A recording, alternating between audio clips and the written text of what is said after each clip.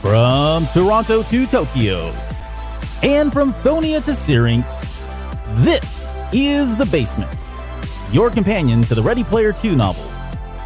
Join our host each episode for complete chapter breakdowns and deep dives into the pop culture references through a series of challenges and homework assignments. The Basement is the Ready Player 2 podcast for people who love things. And now, please welcome Albert, Will, and the rest of the Gunters for this week's episode.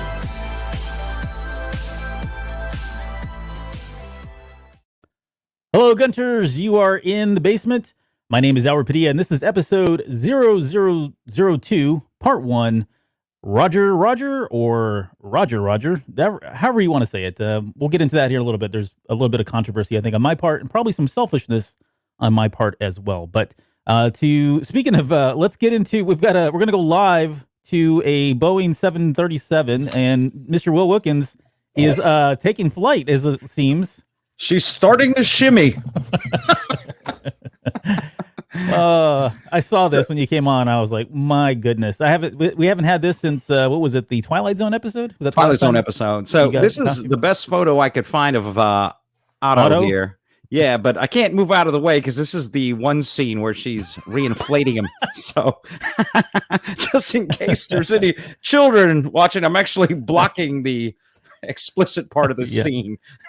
Hey, by the way, Albert, happy National Privacy Day to you, sir.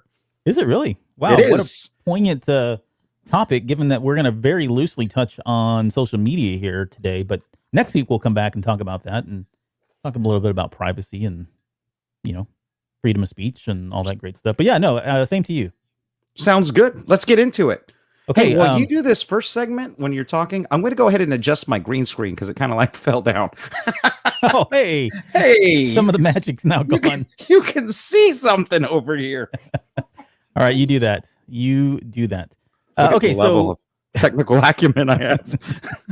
I don't know. I think this is going to be more interesting to watch as this shenanigans that are about to occur as you try to.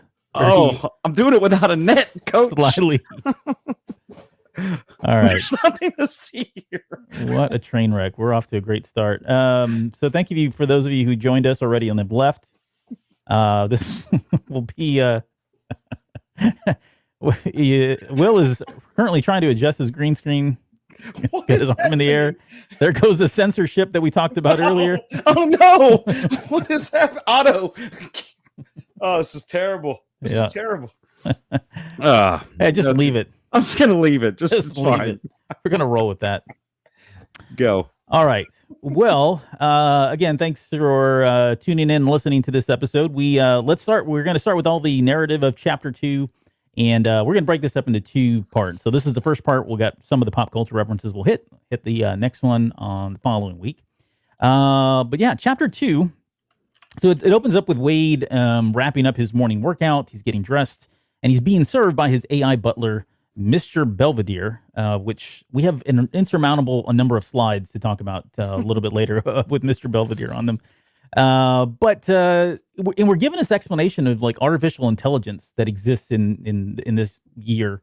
And there's basically 3 tiers, right? You've got tier 1, which is extremely weak AI. These are your service robots, automated cars, automated planes, and most of the Oasis NPCs, there's not all of them. And then you've got tier 2, which is restricted mostly by governments. They're used for science and military applications, right? They've got short-term memory. They've got stronger independent learning, but they're not self-aware and they have no self-identity.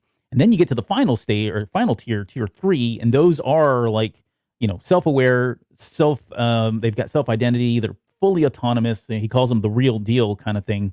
And these are all theoretical, but what he's saying is they're very, very close. They're on the cusp of actually breaking that barrier and these things becoming a full-fledged reality. And Will, I know this is a topic that's close to your heart, but I want to ask you just realistically, and you know way more about this than I do, but where are we? How close are we? How far away are we to getting to, I guess tier 2, tier 3 is explained here. But then, I see these robots that are running around dancing and jumping, doing flips, and that scares the crap out of me. But I guess that's just programming. It's just programming, right? They're not consciously doing those things, but it is scary nonetheless. But where are we with that? And where do you think we're going to be, I don't know, 10, 15, even 50 years from now? Are we going to have tier 3 type stuff?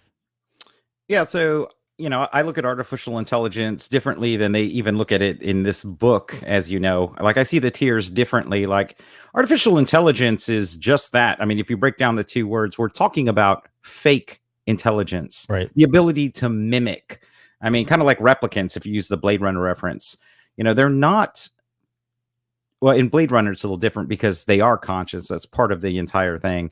But the AI he's describing isn't necessarily conscious. It's sophisticated. So even if you look at what Google's been doing with AI, which is absolutely incredible, it's sophisticated, but doesn't rise to the level of consciousness. I'm a believer that there is no direct correlation between something's intelligence and its consciousness or self-identity or self-awareness. Those are two different metrics. Mm-hmm. It's like saying the only way to be self-aware is to have this super intelligent computer. But, I postulate that you could technically have a computer that wasn't intelligent, since even our best neuroscientists aren't sure what makes us unique in our ability to be self-aware, other than the biochemical reactions of synapses, which aren't unique to humans. Right. But so we could talk about this for an hour. I think. Yeah.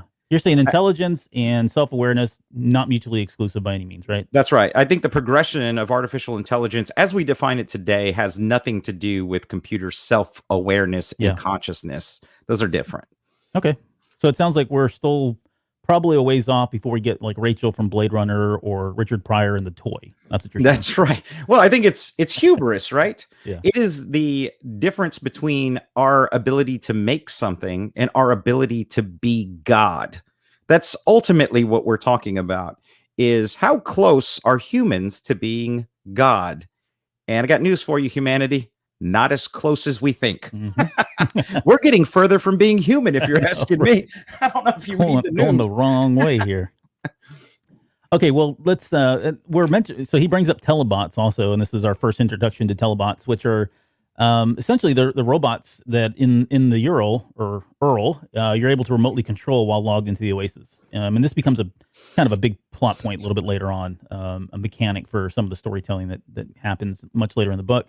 And Wade's able to connect with these telebots that he's got sitting floating around on the Vonnegut out in space. So he jumps in through his VR goggles, and within all of about 15 minutes, he's able to, control these robots or telebots that are sitting there on the space station, prepping the Vonnegut for, exploration and Arcadia, making the checks there to make sure everything's going well. That whole progress that's happening that he mentioned earlier on in previous chapter.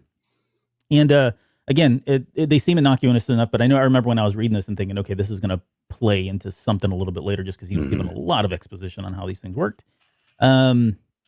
And there was also a moment there I thought was funny. I thought Wade was going to have like a second opinion about going outside. It almost seems like he entertains this idea that it's not so bad, and then finally in that last few minutes of that passage there, he says that he still feels like going outside is highly overrated. So nothing really has changed for him since Ready Player One. We learn more about the types of O&I recordings that are out there. There's a lot of not safe for work stuff, of course. I mean, we would expect that given where we are with people. But we also learned that Wade has kind of been pining for Samantha, and he's kind of been finding any of these that have been made that have her tagged.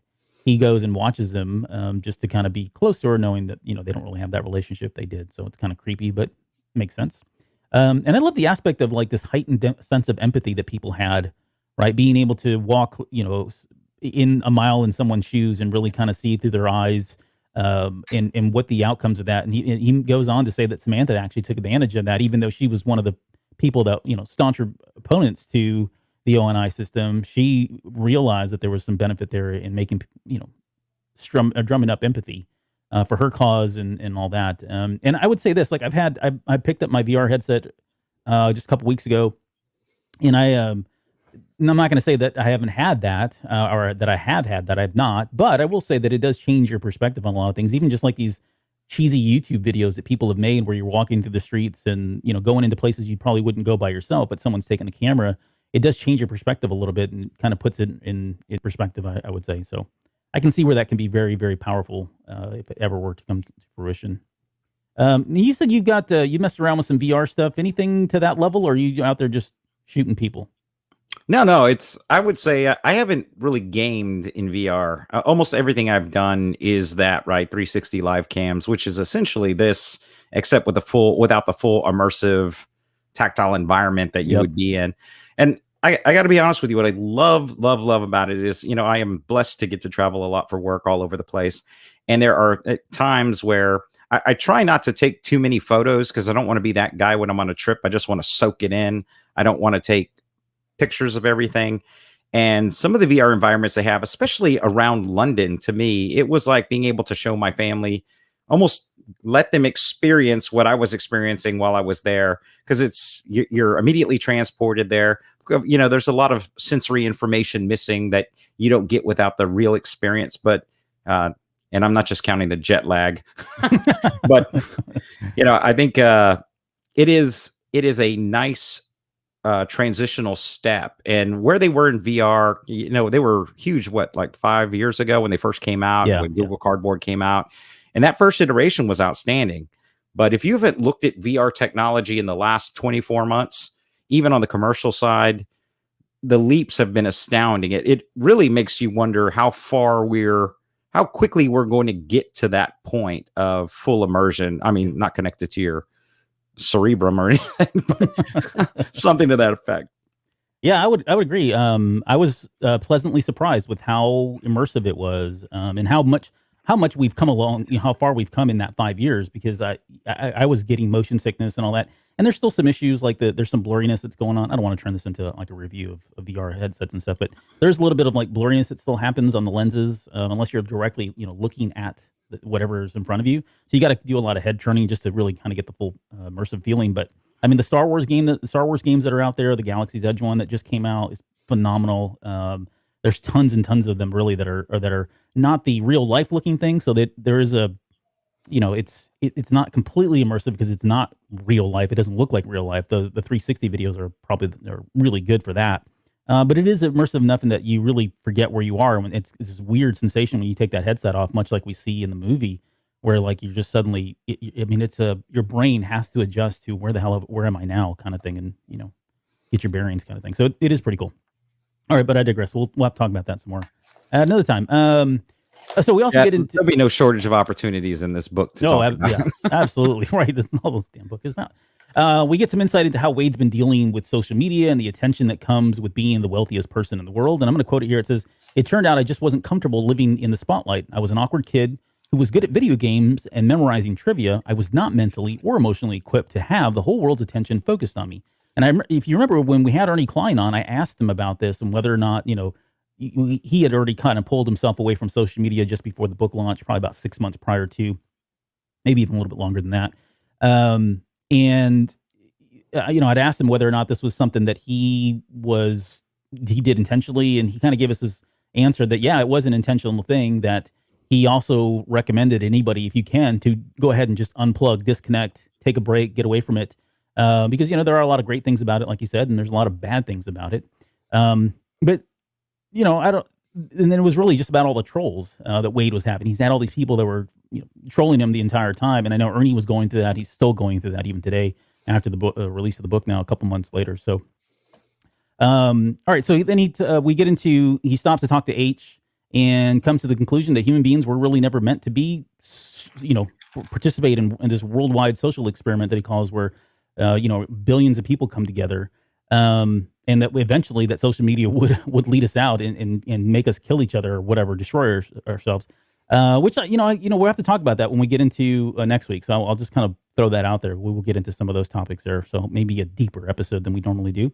From there, we get the little mention of the red button. We knew that was still there. We had speculated prior to this book coming out whether or not that was going to get pressed. Did it get pressed? We'll find out later. And then finally, we learn about a new tech called the Motive, or the Mobile Tactile Immersion Vault, an armored coffin. That's tactical. That one's tactical. Is it tactical? Harold. Tactical. Tactical immersion vault, an armored coffin that protects your sleeping body while your mind roams the oasis.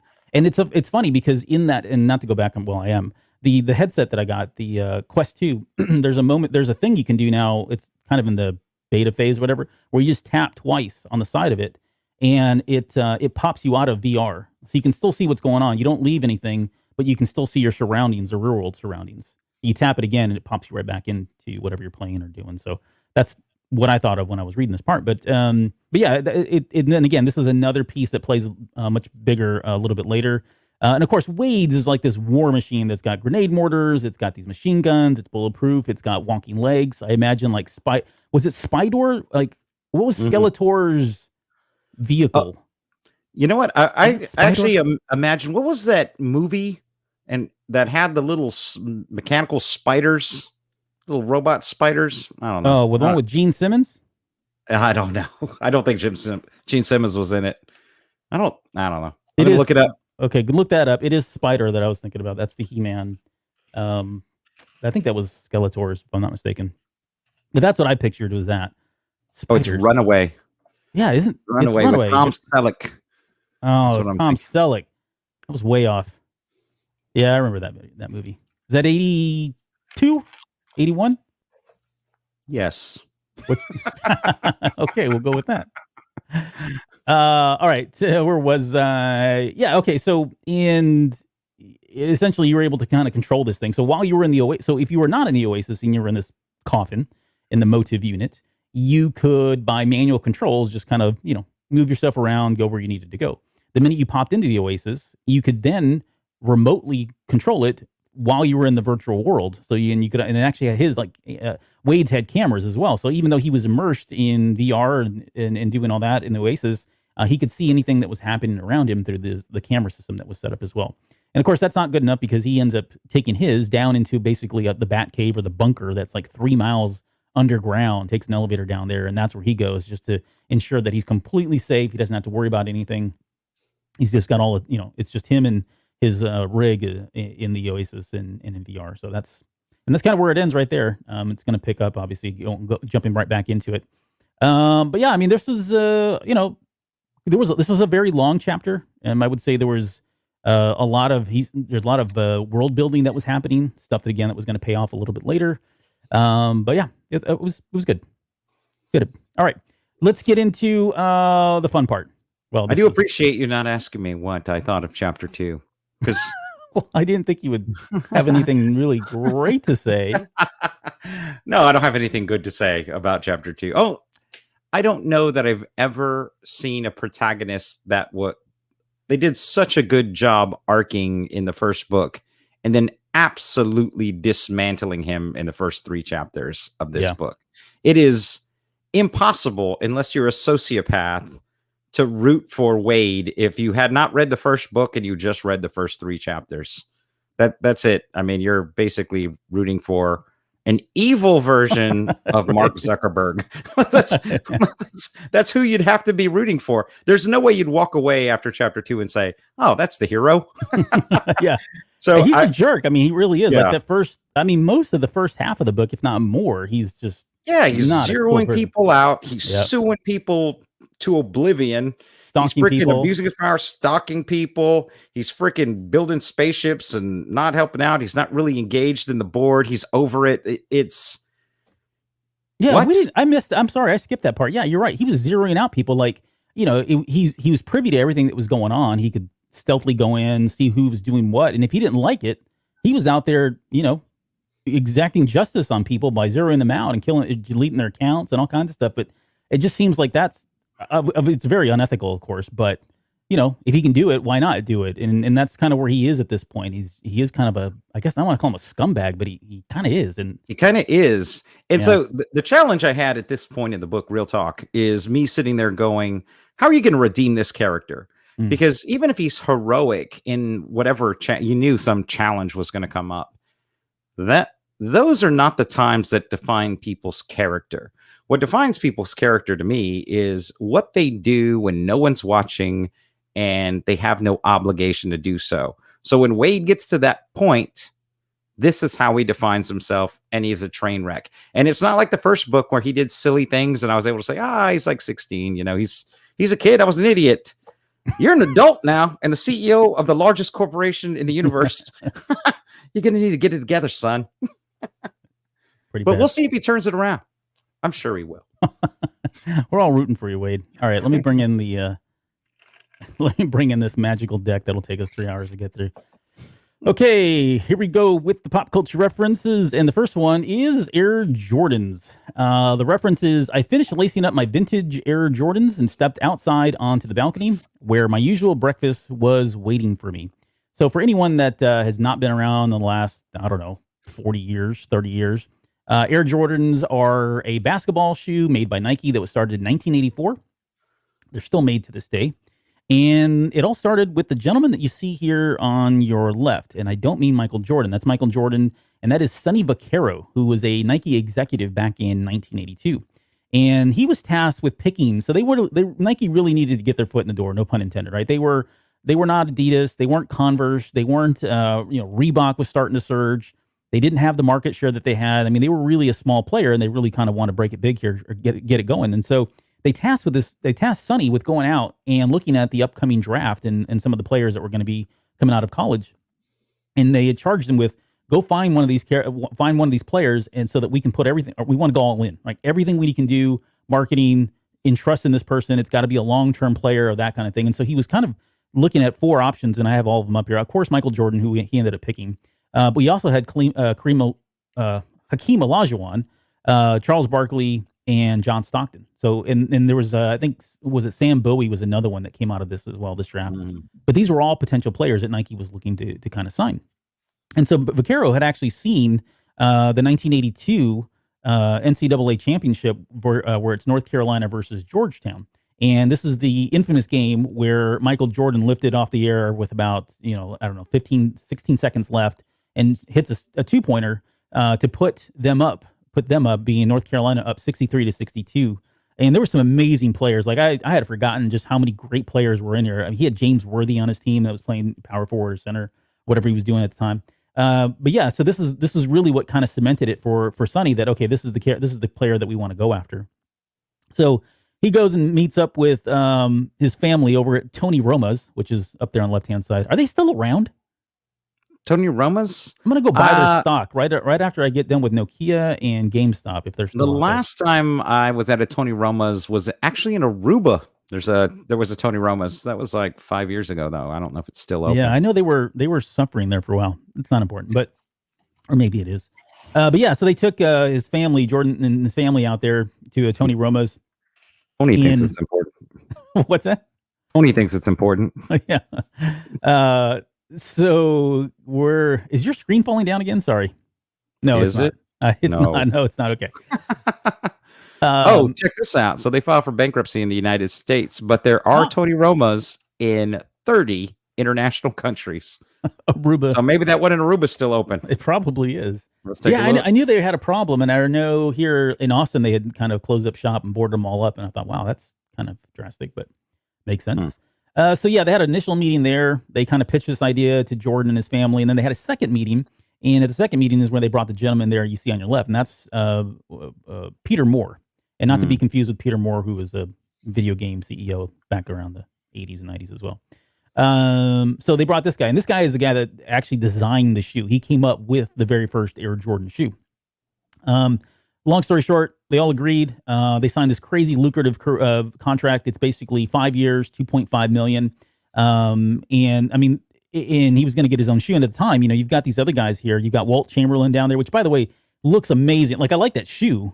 First off, it's a very slick looking Puma, but he's got literally like this mink kind of cougar jacket. He looks like a pimp, basically, is what he looks like. I'm not gonna say it the way. He looks like a pimp. And then the top up there, you got Larry Bird and Magic Johnson. They were signed already with Converse, and then Kareem Abdul-Jabbar was signed with Adidas. So it wasn't uncommon for people to have shoes like this. The key difference is the shoe became the person as much as the person became the shoe. These guys just went out and solicited, and maybe they signed it or whatever, but this was an entity, right? The shoe was as much of Jordan's entity as Jordan was the shoe's entity. And so that was kind of the key difference. But he had all these things that he had to do. I mean, he had these covenants that he had to hit. And this is just some of them. It's not all of them. He had to make Rookie of the Year, first off, or otherwise his contract was null and void. He had to make Rookie of the Year. He had to become an all-star within the first 3 years. And he had to average 30 points per game. So it wasn't a small task, right? I mean, it wasn't just hey, let's take we're going to do all this, and if it works out, great. If it doesn't, that's okay too. All this was contingent upon these really stringent covenants, if you think about it. And you're taking a chance on a rookie of all people. And of course, it's Michael Jordan, but well, there were a lot of rookies. Didn't know that at the time. I know. And think about how many rookies have come into the NBA that were supposed to be the next big thing and never did anything, right? Either because they just couldn't live up to the skills that it takes to be a professional or to be good in the NBA, or they were faced with injuries or whatever else, right? There's many things that can go wrong that could have derailed this whole deal. Of course, it didn't. And yeah, as I recall, and I don't know, but he wasn't a dominant college player throughout his career, right? He didn't even, I don't think he started his freshman year, and he only started like a sophomore year forward. He wasn't a starter in high school either, right? Because he hadn't hit his growth spurt or whatever. Yeah, no, I mean, when he came into the NBA within the first 3 years, that's kind of when he became the person he is, the legend that he is. Okay, so another interesting thing about the shoes. So what you see on the left-hand side there, that is the first shoe Michael Jordan wore when he came into the NBA. However, that is not the first Air Jordan shoe. So they had already signed the deal, but the shoes weren't going to be ready until the end of the year, which is 1984, and they wouldn't even be in retail stores until 1985, somewhere like February, March. So all Nike had was this shoe here, which is called the Nike Ship. Air Ship is what it's called. And they, came up with the blue and the black and the red. And Jordan didn't want to wear the shoe because he said his mom said those were the devil colors. They convinced him. They're like, "Hey, dude, you play for the Bulls, so that's their colors. That's what you're going to wear." Well, interesting enough, there was a rule at the time called the 51% rule, and this was it was put in by David Stern, or at least he was enforcing it at the time. And what it said is your shoes had to be at least 51% white. They had to be pure white there. They couldn't have anything else on it. And so he came out wearing these shoes, and they immediately, I was going to put the letter, and I didn't get it, but they sent out a letter to him. They started fining him $5,000 per game because he kept wearing these shoes. And Nike saw this happening. It got a lot of attention. And later on, I'll show you here in just a minute, they actually use this as part of their advertising and marketing because who wouldn't want to buy a shoe that's been, quote, banned by the NBA. So from there, that's the Air Jordan Ship on the right hand side there. That is the first Air Jordan, and that's him wearing the white. And so there's two. They had an away shoe and a home shoe, which was kind of a new thing as well around this time. Everybody was starting to wear different shoes depending on where they were playing. This is some of their marketing stuff. I think we all kind of know it. You can see the left hand side there in the top left hand corner. That is the commercial. It's basically scrolling down, some guy talking about how the NBA's banned the shoes and now they haven't banned them from you and you can own them. There's Mars Blackman, who was Spike Lee. It's got to be the shoes, right? They had this whole advertising campaign saying that Michael Jordan really can't be that amazing, right? So what can it be? It's got to be something else. It's got to be the shoes. That's got to be what's propelling him literally into the air and being able to be the superstar that he was. And they had other advertising campaigns. They had the Hair Jordans when the whole Bugs Bunny and the Looney Tunes characters were mixed up with the NBA. Yeah, Space Jam. So there was plenty of those, and that's really where Nike started just kind of taking off. And so much that I couldn't find a direct number about how much money Nike made during this course of the first 6-7 years and how they kind of skyrocketed. But Adidas had 50% more revenue than Nike when it started.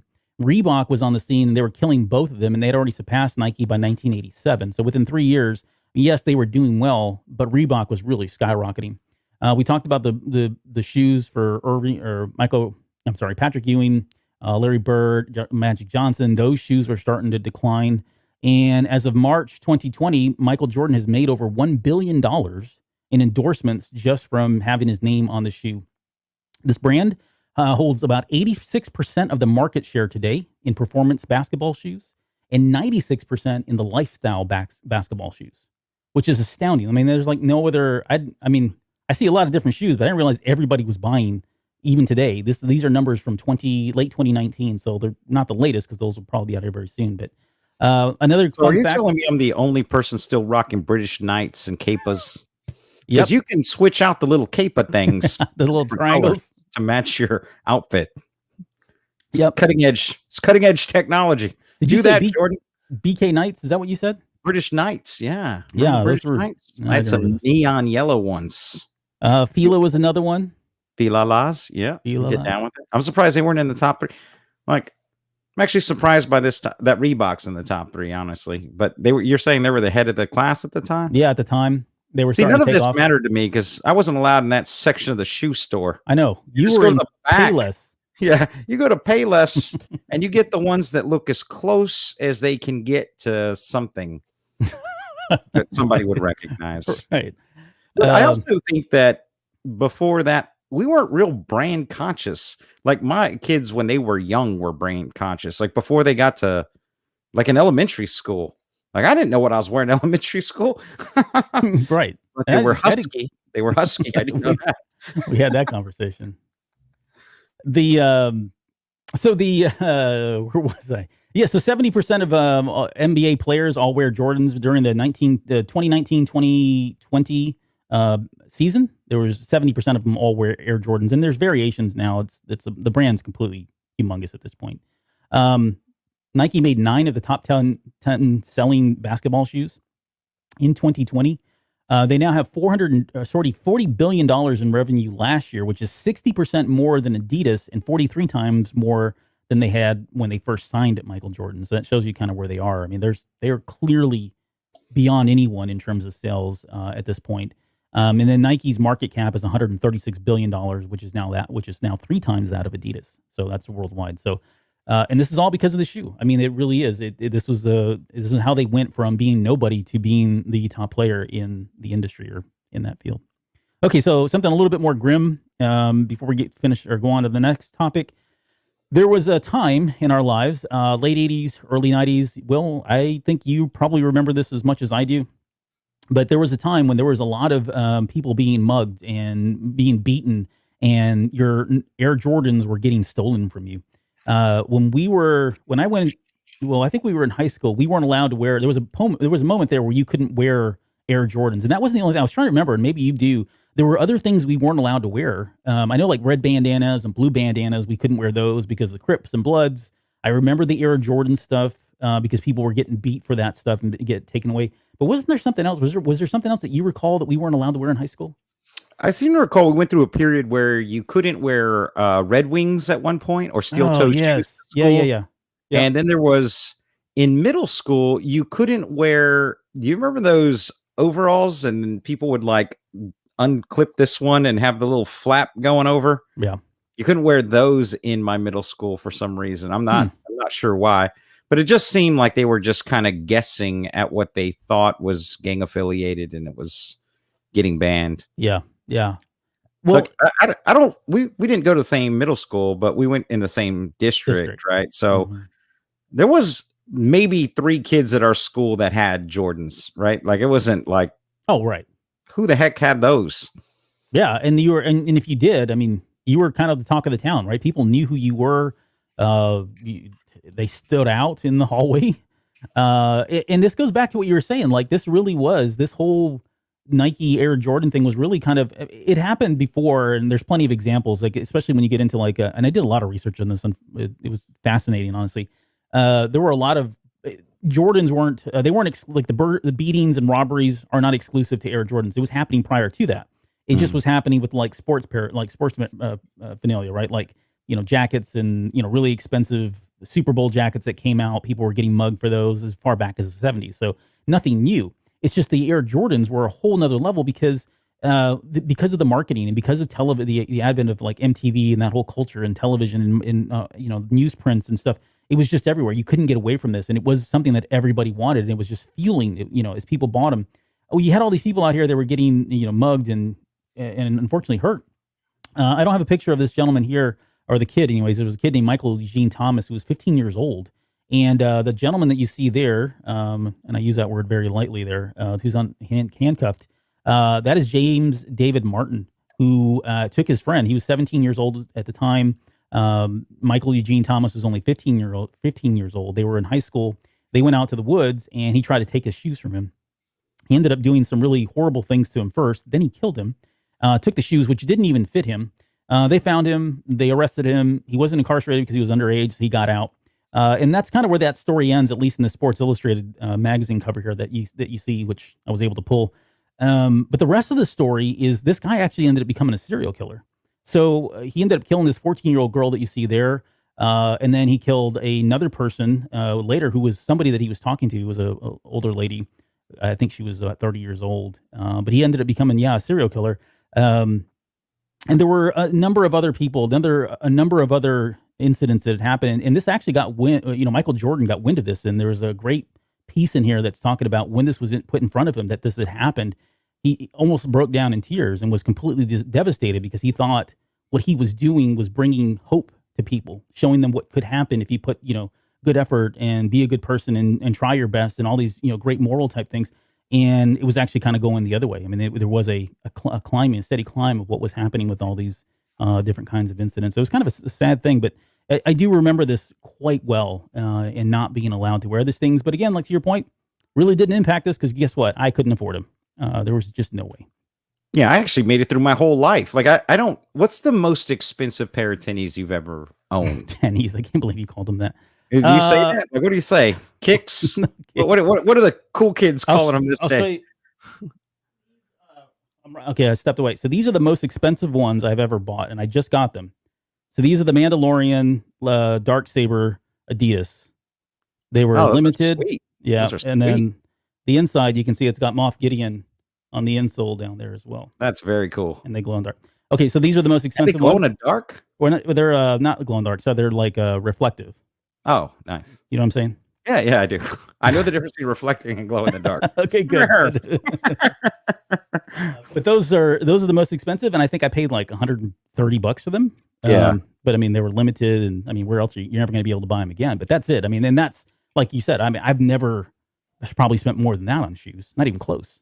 Yeah. No. Again, it's Payless. Okay, so the logo. So the logo or the logo for Air Jordans is, of course, Michael Jordan.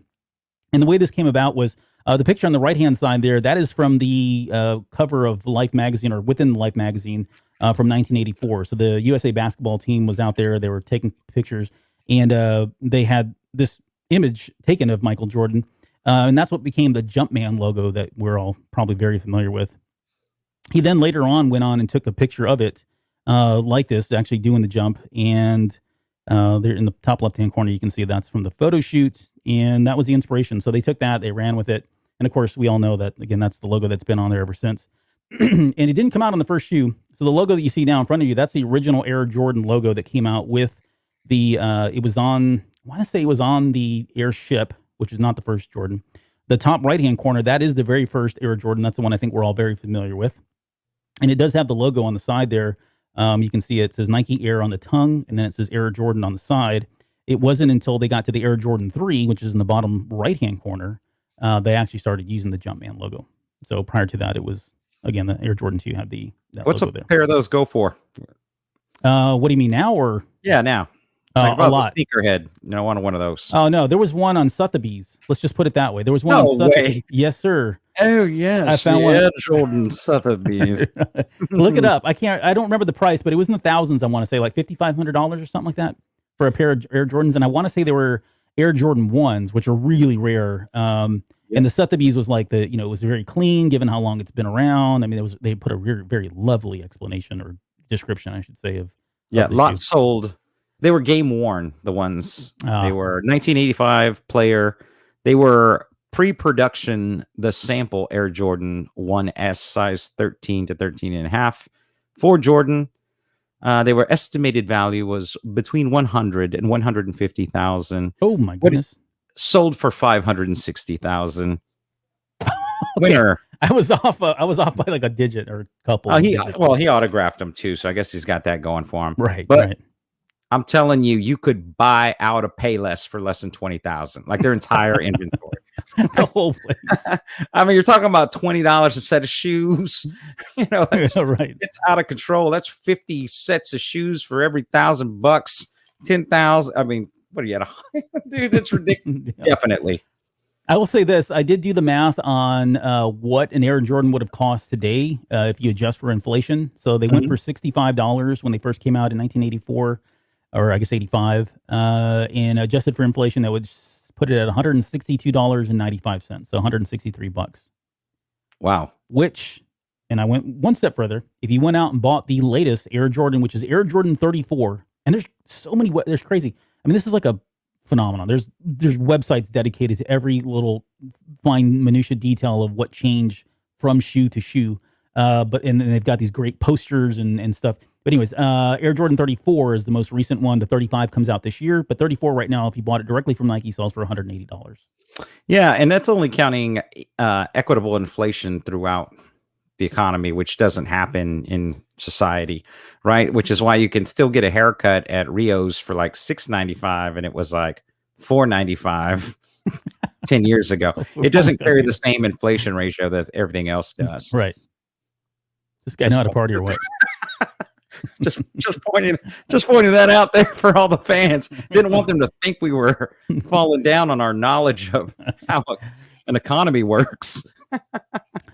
All right, folks, we'll buckle in because we've got about an hour worth of Belvedere slides and info for you. I'll give you the quote. It says, as I took a seat at the table, one of my humanoid service robots, Belvedere, uncovered my omelet and hash browns and poured me a glass of freshly squeezed orange juice. And nice. And scene. So, synopsis for Mr. Belvedere. If you've never seen it, first of all, if you haven't seen it, absolutely go see it. Yes, it's corny. Yes, it's cheesy. Yes, it's got canned laughter from people who died 20 years before the show started. But it is absolutely great 80s television to me. And so here's the synopsis. A proper English butler is hired into the nuclear family of the 80s, which for some reason lives in Pittsburgh. Bob Uecker, who is basically playing himself, his wife, and his kids.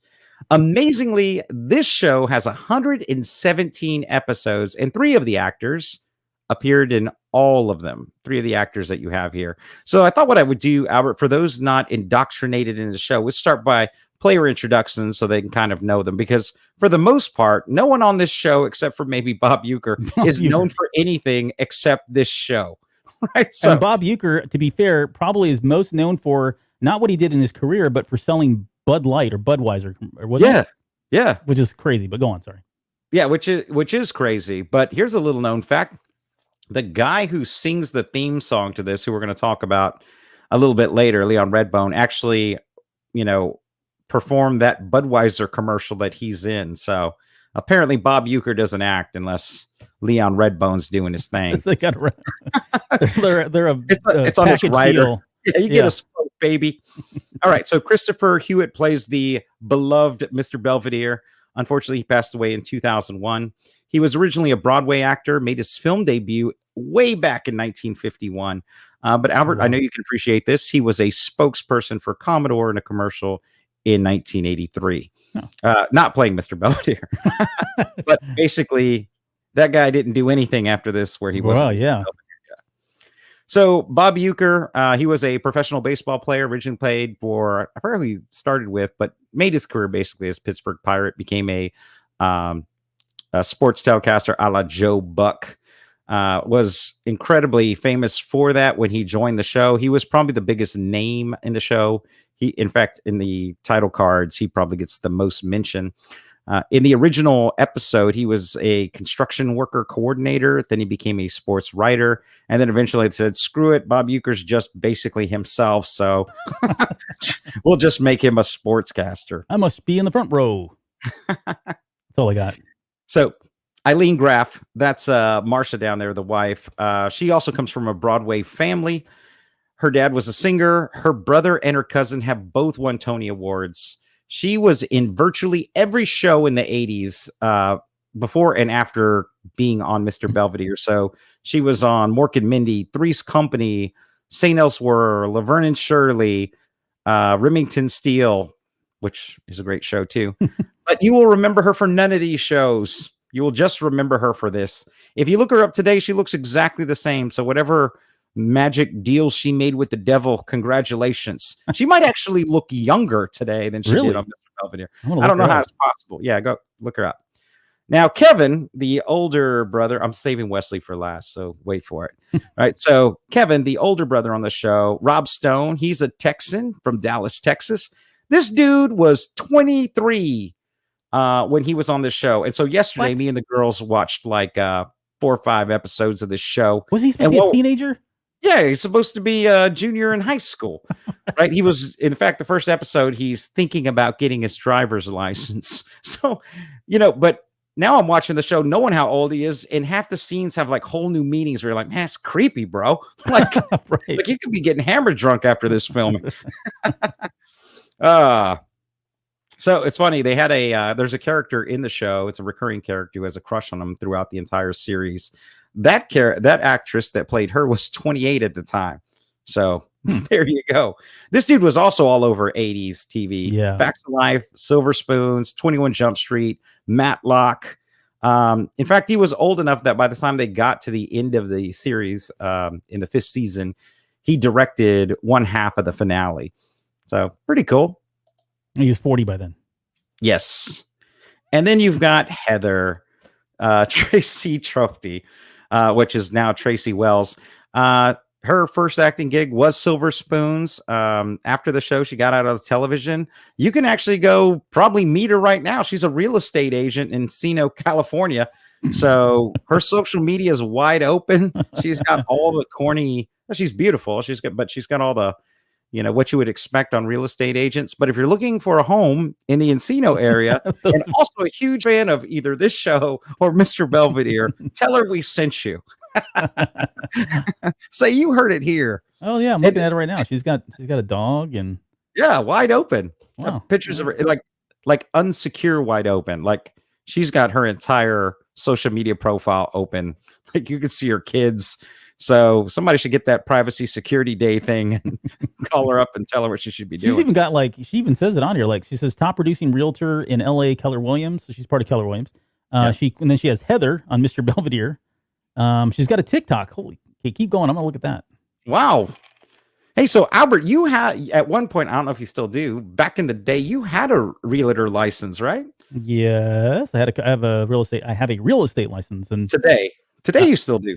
I do. It's inactive, but yes, for commercial real estate. Ah, very cool. Well, I mean, it's the same thing. You can do either one. You don't have to specialize in one or the other. But you can do commercial and residential, but in Texas you can. Commercial. Yeah. Okay. And it is a real estate agent. The realtor name has you've got to pay for that, and you can't use it unless you've done all the dues and you're in on that group. So just to be clear. Interesting. Well, call Tracy up, see what you guys got. Yeah, no, I'm gonna see what do you got. Give me some listings. And then finally we have Wesley. Now, Wesley is the best character on the show, and maybe it's just because I was like 1 year older than him. I related to that character. I typically related to the youngest character on any show. But Wesley, you could not convince me, was not the prototype for Bart Simpson. He was basically the exact same character. He's a smart ass. He's a smart ass, talks back. He's always getting into trouble. He's never listened to his parents. So he's 2 years younger than us. He started on the show Alice, if you remember that, like Mel's Diner, Alice. Mm-hmm. The spinoff. Yeah. So, but after Belvedere, he was in a couple of shows. He was in the Wonder Years. He was in Roseanne for a couple of bit parts. But what I find most interesting is, have you ever played your PlayStation? Well, you're agnostic, right? Pretty much. So, did you ever play LA Noire?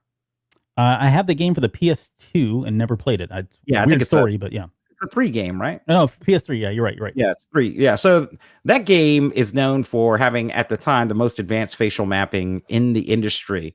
So the main character that you play, the voice actor for that show, is Wesley from Mr. Belvedere. So if you ever, kids today, like it's funny because my daughter knew that game originally because there's a meme out there. You probably see it. And it has an X and it says doubt. Yes. Right? You ever seen that? And he's got the fedora on. That's from LA Noire, and that is Wesley. Really? Today. Now he does documentary movies now, and he does film production. He did some music videos, I think, but he's still out there. He's still active. He's just not acting as much. So this show, incredibly impressive. Started on March 15th, 1985, and ran all the way until July 1990. All right, Albert, where does this show rank among the great TV sitcoms of the 1980s? Ooh. I don't know, because even I watched some episodes ahead of this show, right, or the show that we're doing tonight, and it was like you said, it's actually funny. It's cheesy funny, but it's like a really good family kind of show. But it's hard to like rank that up when you got like the Cosby shows out there. Oh yeah. So it's definitely not in that class. Why don't I make it easy for you? I'll pop off some shows. You tell me higher or lower. Okay. Right? It's better or worse than that. Alf. Ooh, for me personally, yeah, just you. Just okay. Opinion, no, not better than Alf. Ooh, well, I think we stop there because I don't know where I'm going to go after that. Hogan Family. Better than Hogan Family. Okay. Now we're getting somewhere. I think I'll go. What am I going to pick for my last family show? Actually, you know what? I can't because I think we've talked about every other show, and I think I know where they fall just based on how you've answered. Good on you. All right.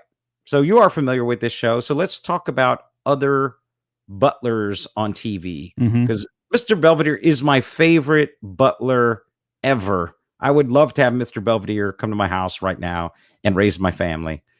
And then I just come home, make fun of him, and then eat some Scotch eggs. So here are your options. Put him amongst this crowd. Okay. Ready? Alfred Pennyworth. Obviously Batman. Oh, yeah. Benson DuBois. Benson. Oh, that's my boy Benson, yeah. Jeffrey Butler, Fresh Prince. Yep. And Waylon Smithers Jr. from The Simpsons. Smithers. Where does he rank among those? Yeah, where is it? I would say in the middle. I mean, Waylon's like Smithers is cool. I like him. I'm not saying I don't. It's hard. He's got way more shows than these other guys. Jeffrey Butler, wasn't always a big fan of him. I don't know. He was funny. I'm not saying he wasn't funny. It just doesn't stick in my head. And let me be clear. This is the television show Alfred Pennyworth. You don't get to pick Dark Knight Alfred. You have to pick television show. Never mind. So he's going to be, I say Belvedere is right under Benson because Benson was a show that my mom and I watched together. Which safe. I don't know if that's safe. I think that's fair. He's got to be. It's him and Benson to me. But to me, Mr. Belvedere is the best. So Fran Drescher as a nanny doesn't fit in here. No, not a butler. I was sexist. I only picked the male butlers because they're not called butlers, are they? No, I don't think so. They're maids, I think. Housekeepers. I don't like Alice from Brady Bunch. What was the chick in The Facts of Life? The red-haired chick that talked like that. Oh, that's Mrs. What her name was? No, not Mrs. Druthers. Yeah. Mr. That can't be right. I don't know. I don't want to misgender her. I don't know. Anyway, let's move on. My favorite butler is Gerard Butler. Tonight we dine in hell. Let's go with the slides. Okay, next slide, please. Next slide. All right, let's talk about it. So here's something that I didn't know when I started the research, even though my youngest daughter pointed out immediately that they say this in the title credits. This was originally based on a character in a 1947 novel called Belvedere. Mr. Belvedere's full name is Lynn Alonius Belvedere, which is said several times in the show. It was written by Gwen Davenport. If you want this book, it's currently on sale for around $800, and even if not in great condition. So you can either get a pair of Air Jordans or apparently freaking 160 copies of this book. So this was made into a movie in 1948 with the great Clifton Webb. If you're a classic movie guy, you know who Clifton Webb is, called Sitting Pretty. Based exactly on the book. The premise is the same as the TV show, and you can see a scene here from that movie. He won an Oscar for that movie. It led to 2 additional movies, one where he goes to college, which apparently was a trend that continued through the 80s because everybody went to college in the 80s. Yeah. Frickin' Rodney Dangerfield went to college. Ernest went to college. Yep. Everybody goes to college. So I guess in the 90s too, right? Yeah, pretty much, I would say. Yeah. I think it kind of dropped out after that. How many books? So these are all books there that you're showing there? No. There's only the one book. The book led to the movie. These are the movies. Okay, I got you. And then they have 2 follow-up movies for it. I see. They tried to make it into a TV show 3 times. Starting in 1956. It was never greenlit until the 80s. So here's an interesting fact I think you'll like, is that the only reason that Mr. Belvedere made it on the air is because they had no replacement for the abrupt cancellation of Max Headroom. So they snuck this show in there to fill that gap. Wow, talk about a tale of 2 cities, though. Yeah, absolutely crazy. Huh. So I think I've got some more stuff for you. Here's some of like the most famous parts of this show. right? Just some gifs of some of the characters. So the most infamous episode is the one on the first column in the middle. Have you seen that episode? It's out there. In fact, Funny or Die did I wouldn't say a spoof. They kind of MST'd this episode in about 9 minutes. I encourage you to watch it. It is absolutely destroying this episode. You talking about the one with the flower? No, the one with the little kid with the glasses. Oh yeah, I don't even want to repeat what. Oh no, we're gonna have to repeat it. So, Mr. Belvedere is the first primetime television show to openly address the issue of AIDS. Mm-hmm. So much respect for that. So the premise of this is that Wesley's going to be in a play.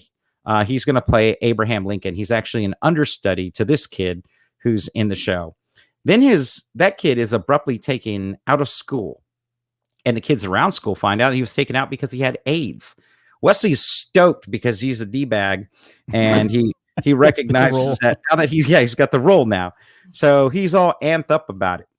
But he just thinks he thinks the kid's lucky because he's not going to be in school for a couple of weeks. But Mr. Belvedere and Mr. Belvedere's parents kind of know what's going on. Yeah. And so they go through all of the myths. Like half the things they state as facts, the parents in this episode, are not true about how you can get AIDS.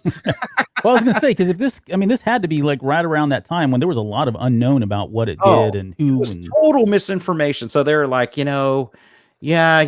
you can't catch it from like this, but if you got cut and he did, and you guys were rolling around, I'm like, the Funny or Die guy is like, yeah, if you're rolling around and you were having unprotected sex with one another, maybe then your odds go up. But what's terrible about this episode, and I do encourage you to go out and watch it. Is that a quote that right there from this episode? It is, because they tried to keep this funny.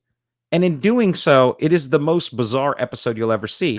So he comes in, and Bob Uecker's character is on the couch and says, "Hey, Billy, great to see you. How you doing?" He's like, "Well, other than having AIDS, I guess I'm doing okay." What? And then the canned laughter jumps in right there. And for us, you're like, "Oh my God. Yeah, right. What in the heck is going on?" I mean, they find, he got AIDS from a blood transfusion that he was having for some reason. It does have a happy ending. Okay, good. But not really. It depends on how you look at it. So Wesley sneaks the kid into the theater so he can watch Wesley perform, because Wesley at one point in the show can't get a Abraham Lincoln costume. And Wesley and this kid are really good friends, but he doesn't want to wear his AIDS clothes because, again, people were ignorant. Yeah. No, they say these things in this episode. So I can't even believe this. He sneaks him into the theater because they've reconciled. Wesley's wearing his Abraham Lincoln thing, and when he's going to go up and give the 7 years speech, instead he calls his friend on stage and says, "This is Billy. He was supposed to do this, but he's not allowed because he has AIDS." And then all the teachers freak out. They rush the stage, and then one of the kids goes. One of the bully kids in their class, "What are you doing here?" And then his mom stands up in the audience and is like, "Get away from him. He has AIDS." It's like the whole episode, and there's laugh track and inappropriate. Oh my goodness, this is horrible. So, at the end, the two of them are just sitting on the stage, as you do after the show is over, and they're talking about, "Hey man, I'm still going to be your friend. We should still do things." And so they make a list of all the things they want to do together. And how Mr. Belvedere always ended with him writing his little note. Yeah. So he's writing in his diary about it. And he was like, "I took Wesley and his friend Billy out fishing today. They've compiled a list of all the things that they'd like to do together. So they are down to 2,648 items remaining in show." But what Funny or Die points out, and I have to agree with him here, this dude never makes another appearance on the show. So he either killed himself or he died of AIDS without having completed any of that bucket list, because he doesn't even make a guest appearance. It's so horrible. Absolutely crazy. So cringeworthy. Like, I can't. Again, it's the 80s. Like, we've given the 80s so much like leeway, right? I mean, it's the 80s and things were different, and you could do a lot of things. And of course, again, I don't know. We didn't know a lot about what was going on with AIDS, and there was the AIDS scare that was running around rampant there in the early 80s as well. And heck, it went through most of the mid 80s too. Yeah, that's why Philadelphia was such a big movie. It really. Right.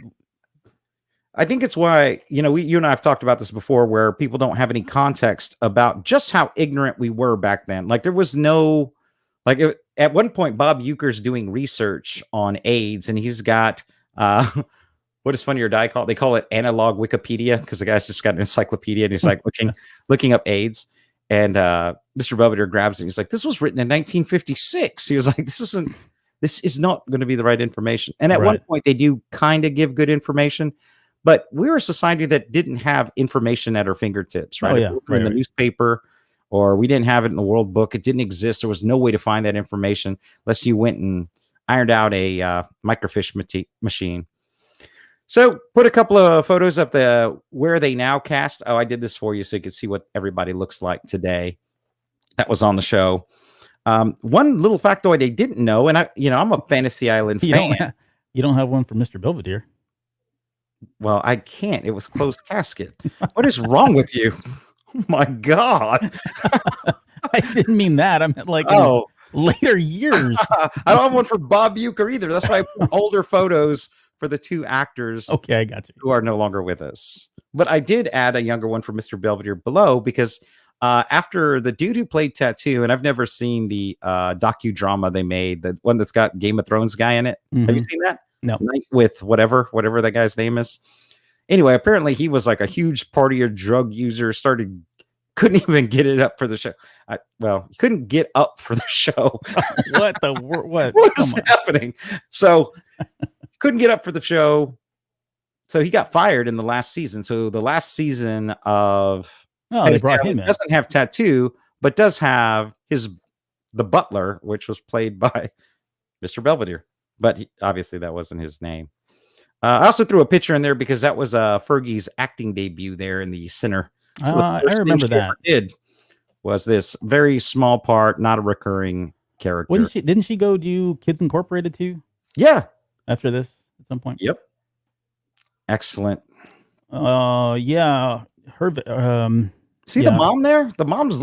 Oh yeah, my gosh, she looks amazing. She looks like she's taking very good care of herself. Yeah, impressive. Yeah, witchcraft.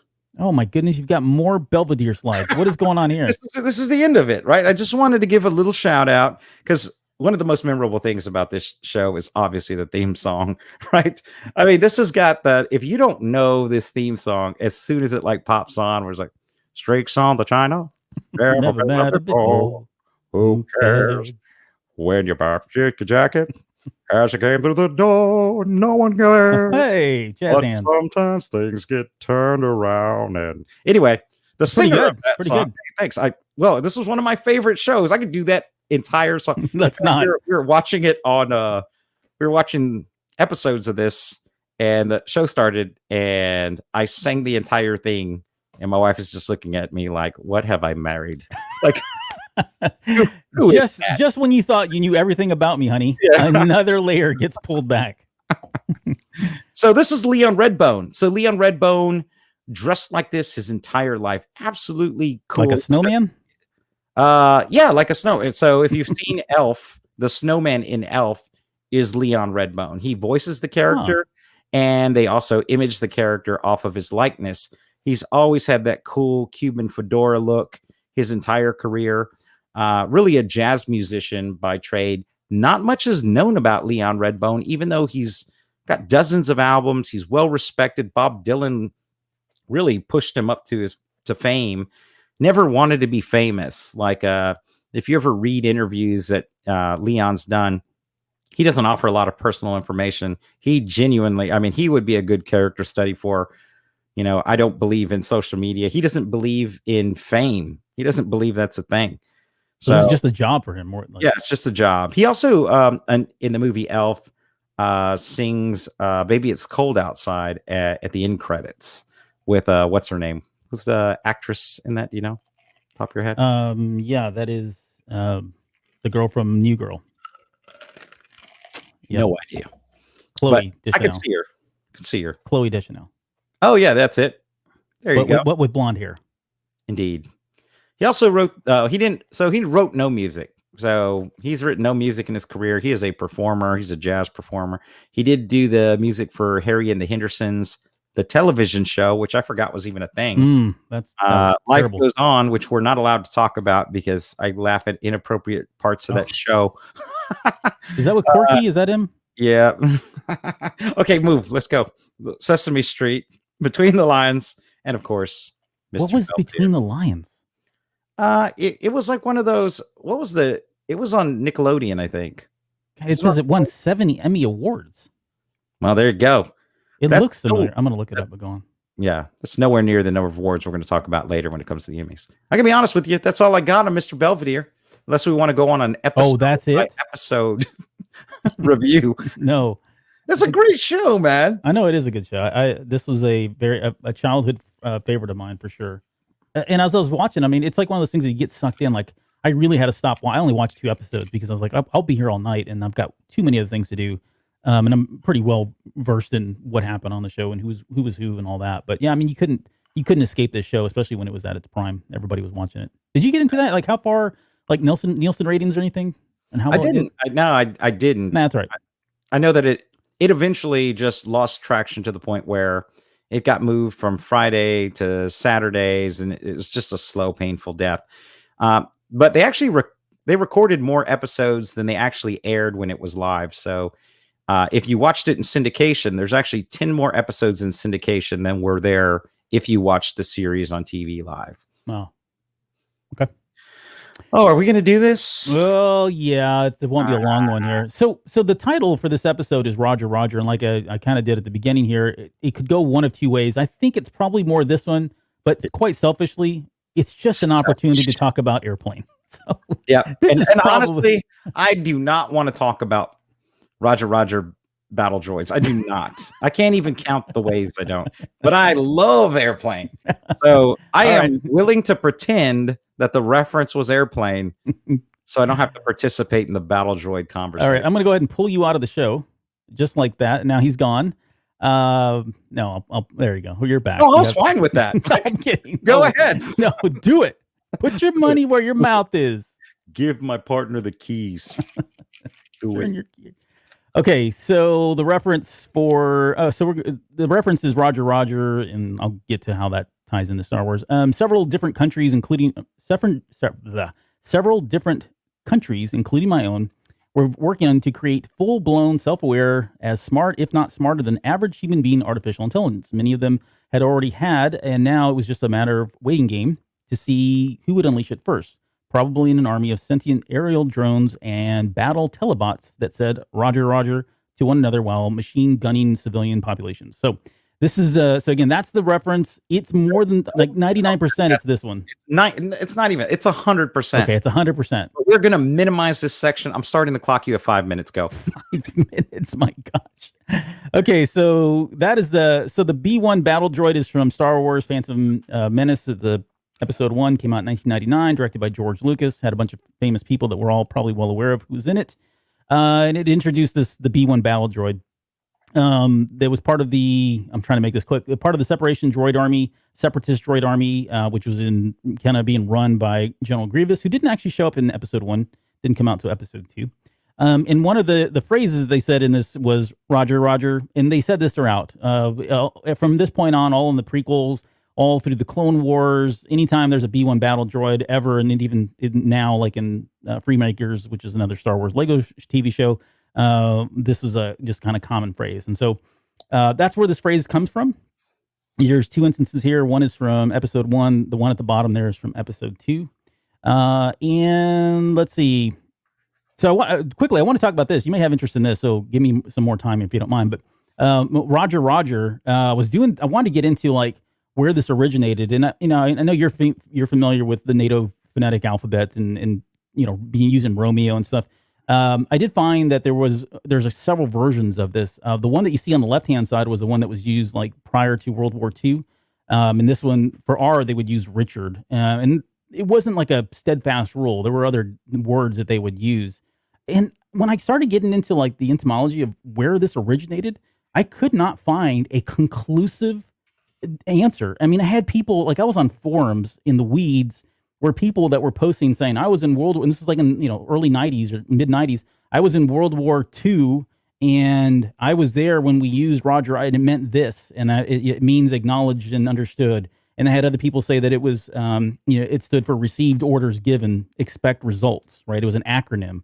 And so I don't know where, I don't have anything that conclusively says where the word Roger comes from, other than it does seem like the one common thing. It just means that you've at least acknowledged it.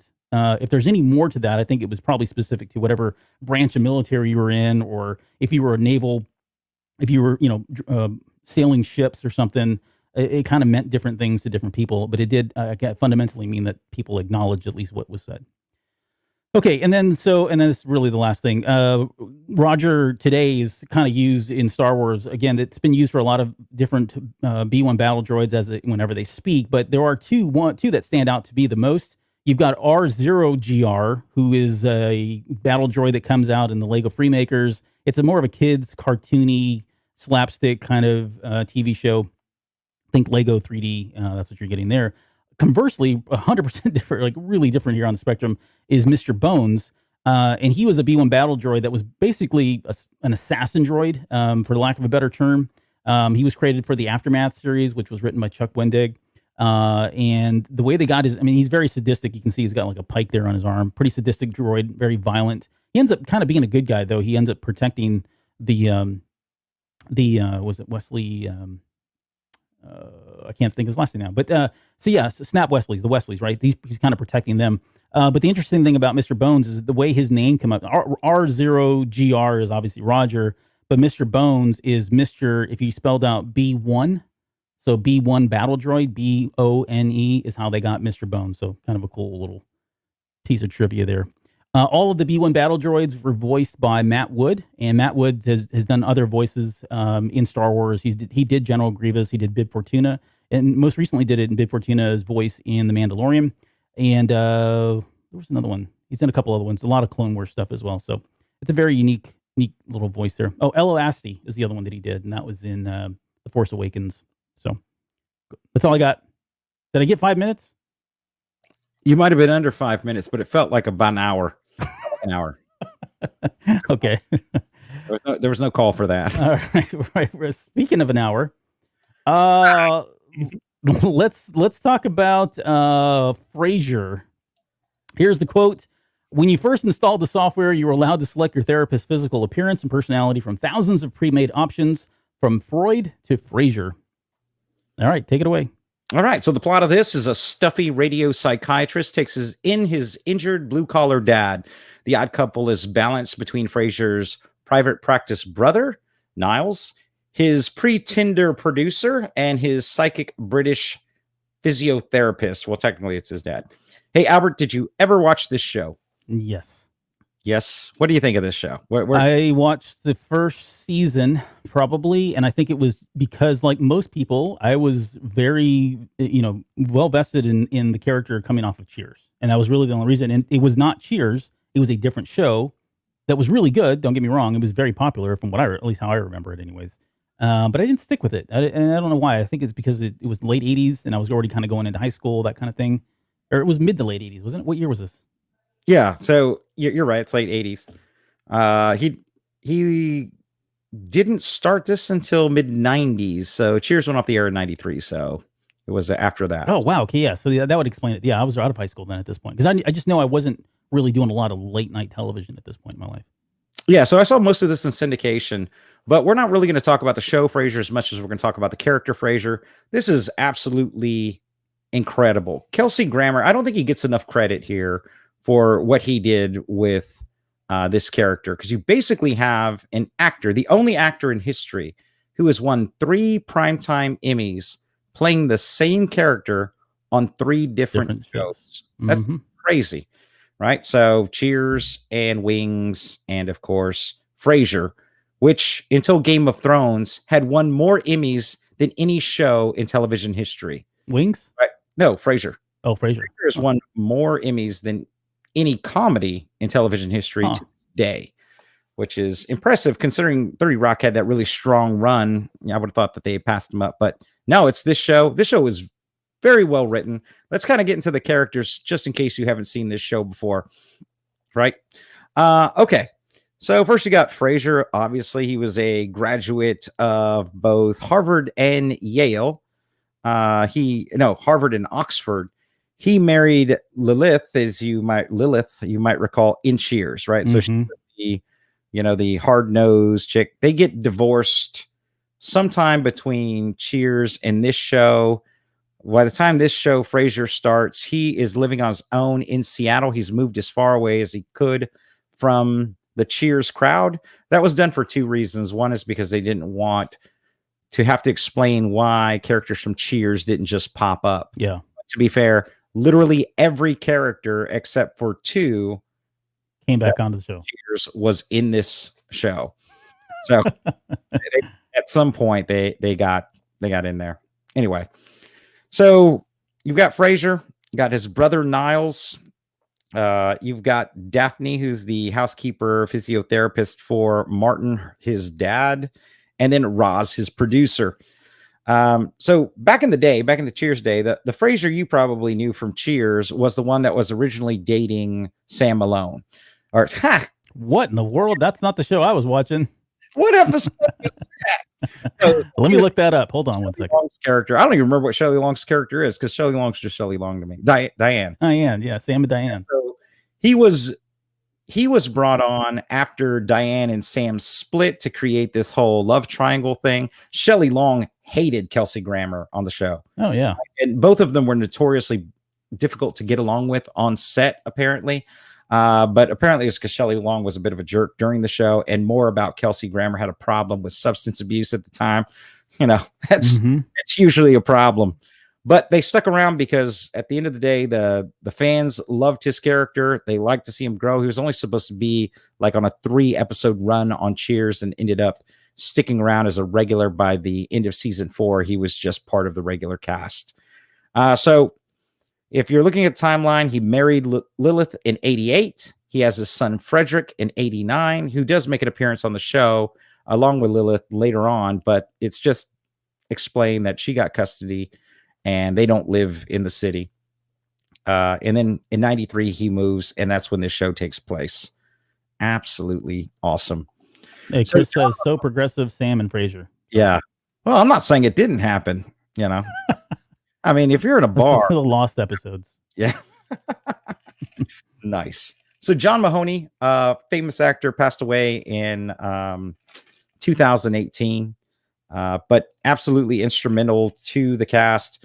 Frasier, when Cheers didn't say anything, by the way. Yeah, that's what I remember from. He was not a good guy in that. He went to jail. He saw the error of his ways. Yeah, very end, but too late. He was incarcerated. But this is more of an Odd Couple spoof, right? And it's a weird Odd Couple spoof in that his dad's a blue collar kind of guy, and both Niles and Frasier are these straight laced uppity guys.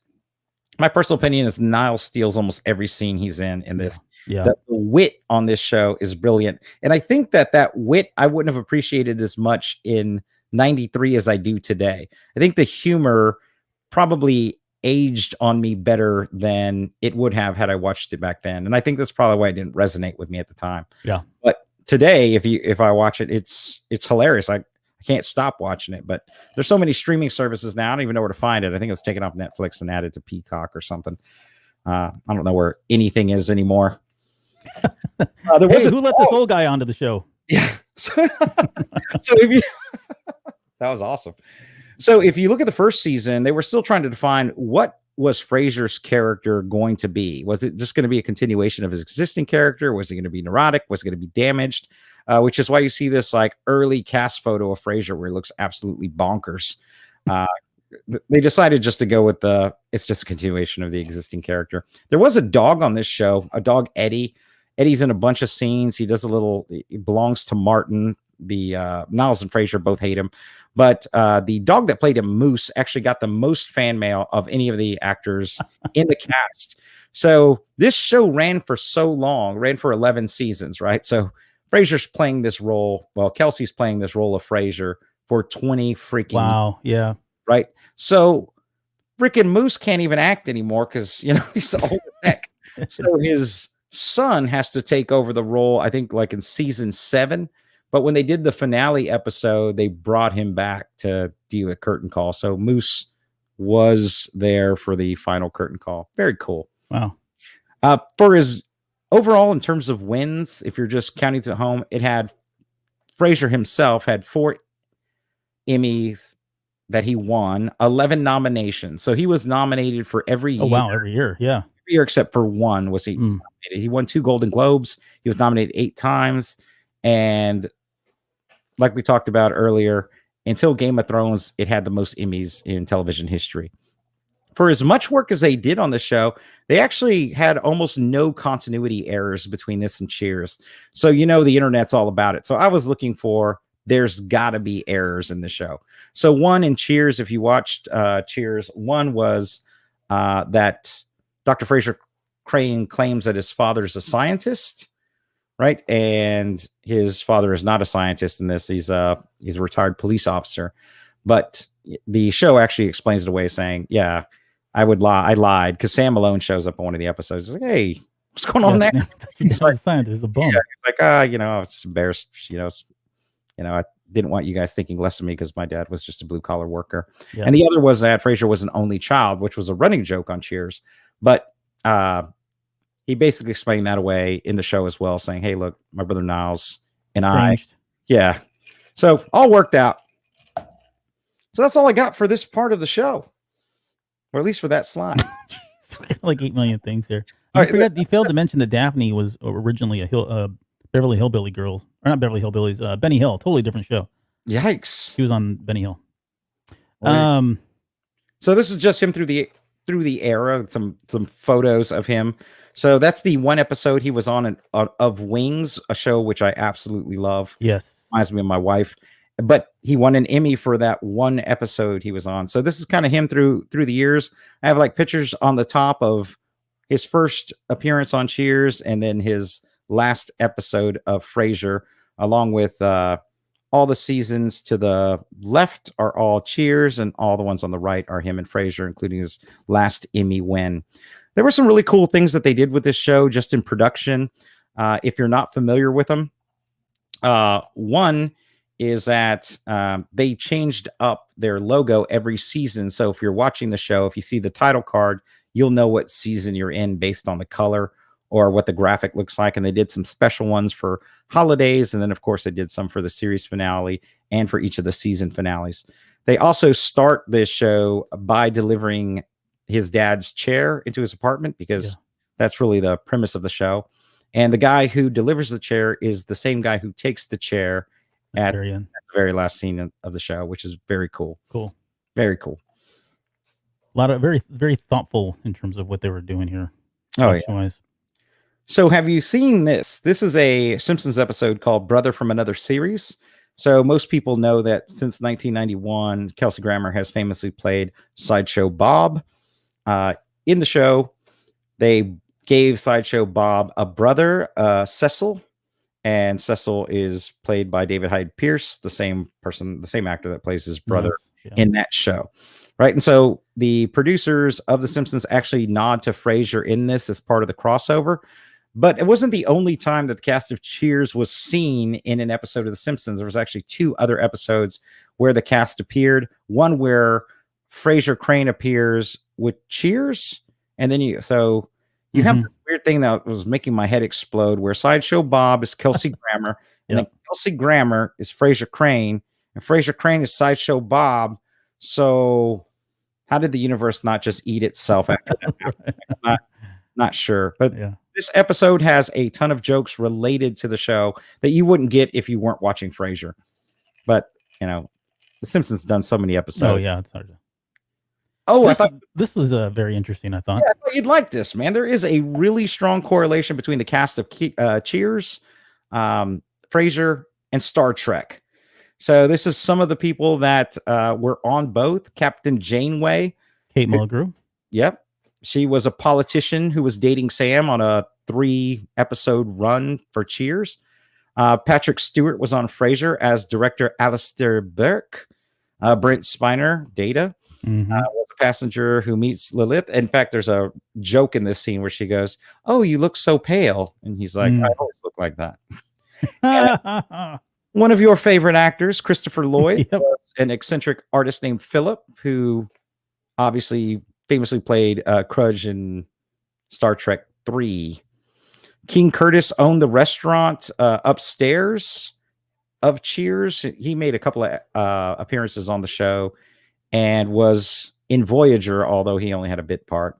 And then, of course, Kirstie Alley, who played Saavik in Wrath of Khan. So her character doesn't die in Wrath of Khan, but they don't bring her back because they couldn't afford her. So yep, she had moved on. Yeah, she had moved on by that. Albert, now to you. How many Star Wars connections do you know related to Frasier or Cheers? Oh, good grief. I don't know Star Wars trivia to that level. Can I just give you a number? Yeah. Give me a range. 1 to 5. Okay, so I got a 20% chance again. Yeah, okay. What do you want me to get? Between 3. I'm going to say 2. You are correct. 2. Yes. Right. All right. So one of them, I know you know. So Cliff was in Empire Strikes Back. Oh yeah, right. Yeah, I didn't even think about that. Yeah. Mm-hmm. So what's that dude's name? Katzenberg or something? Yeah, John Ratzenberger. Ratzenberger. There you go. So he was in Empire Strikes Back. He's actually in that movie more than you would think. Because he's the one that says they have to close the bay doors, but they didn't like his voice for that part, so they dubbed him it in that piece. Yeah, weird. And then of course, and I don't know how you didn't get this one, was Woody Boyd. So Woody Boyd from Cheers. Everybody knows Woody. Solo. Yeah. Tobias Beckett in Solo. See, I was thinking when you said that, for whatever reason, I was trying to think of. You said Cheers and Frasier. I was hung up on Frasier. I'm like, forget it. I'm not going to be able to get. They're both in it. Like the only actor, I think the only actor that did not make it into Frasier from Cheers was Rebecca, and then of course those actors who had passed, like Coach. Yeah, that's not an excuse. What the? All right. Oh, was that it, or do you have more? Yeah, man, that's it. Okay. Go on. Hey, did you know? So if you've seen that show, it generally starts with a call-in. Right, where they have a call into his radio show. Mm-hmm. Someone's got a problem.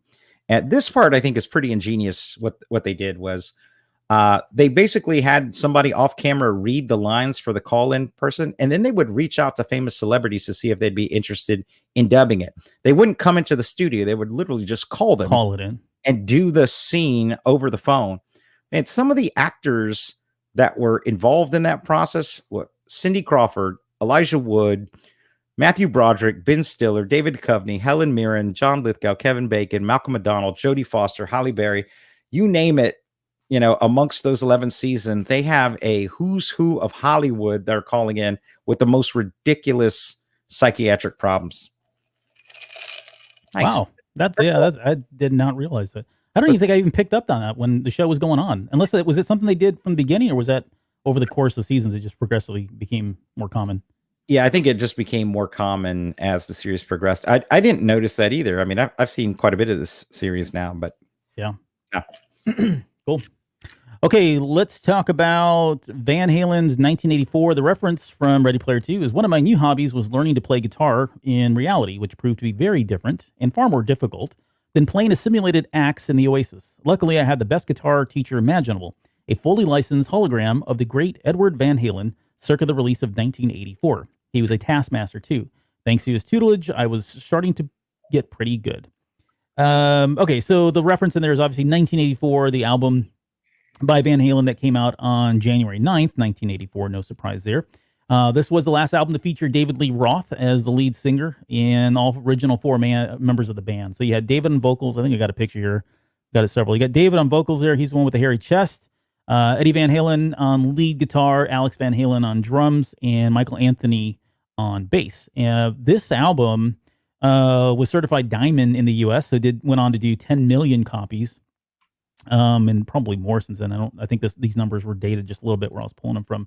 The album reached number 2 on the Billboard Top 100 charts. It was never able to take number 1 because sitting there, and you can't probably see it if you're with us live right now, number 1 was Michael Jackson's Thriller, and no one was going to topple that album for the period that this one was running, which is kind of funny too, because if you think about it, Beat It is on that, and it's Eddie Van Halen who's actually doing the guitar in Beat It. So he was kind of in a number 1 and a number 2 spot, if you want to look at it that way.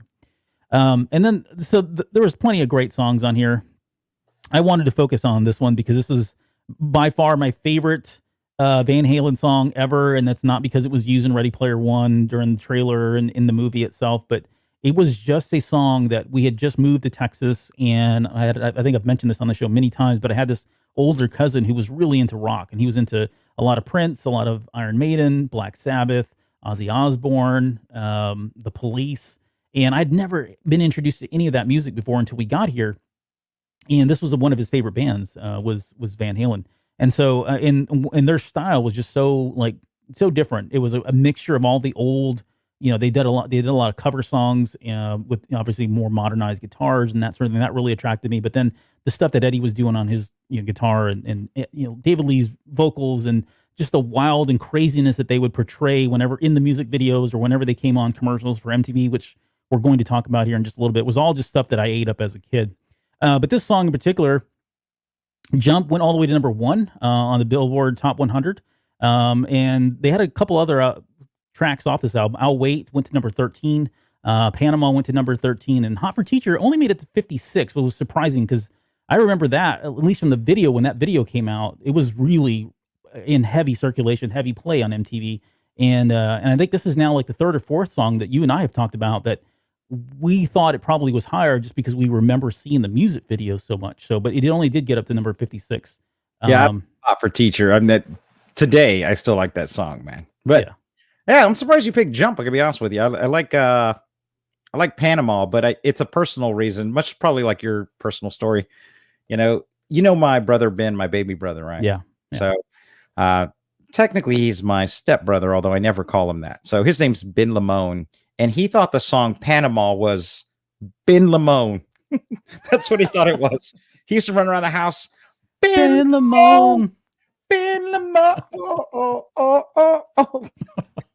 In fact, if Vic, my cousin, and I are karaokeing this song, we still sing Ben Lamone, all of the lyrics to Panama. Isn't he the same brother that thought his middle name was Jammin?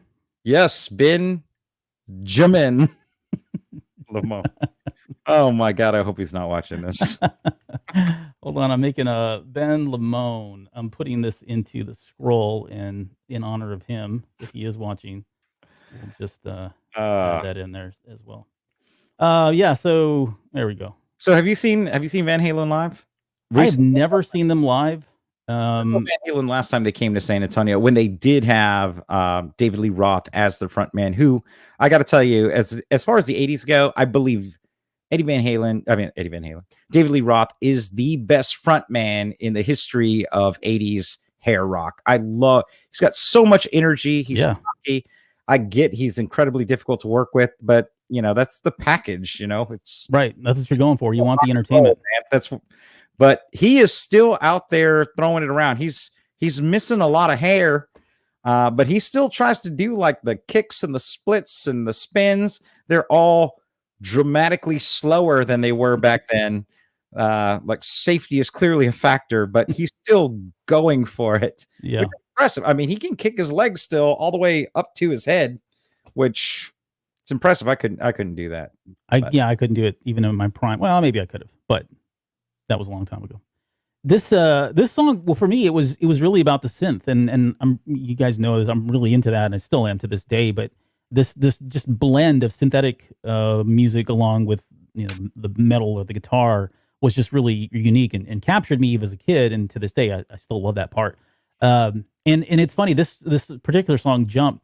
Eddie had this idea of trying to introduce synthetic or synthesizers into their music several years before this song came out, and he had actually pitched this song to David Lee Roth several times prior to 1984, and it kept getting turned down. Roth, and this is kind of where they really, they didn't see eye to eye on a lot of different things, but one of the things was Roth really wanted to keep Van Halen grounded and rooted in just true rock and roll, right, and metal music.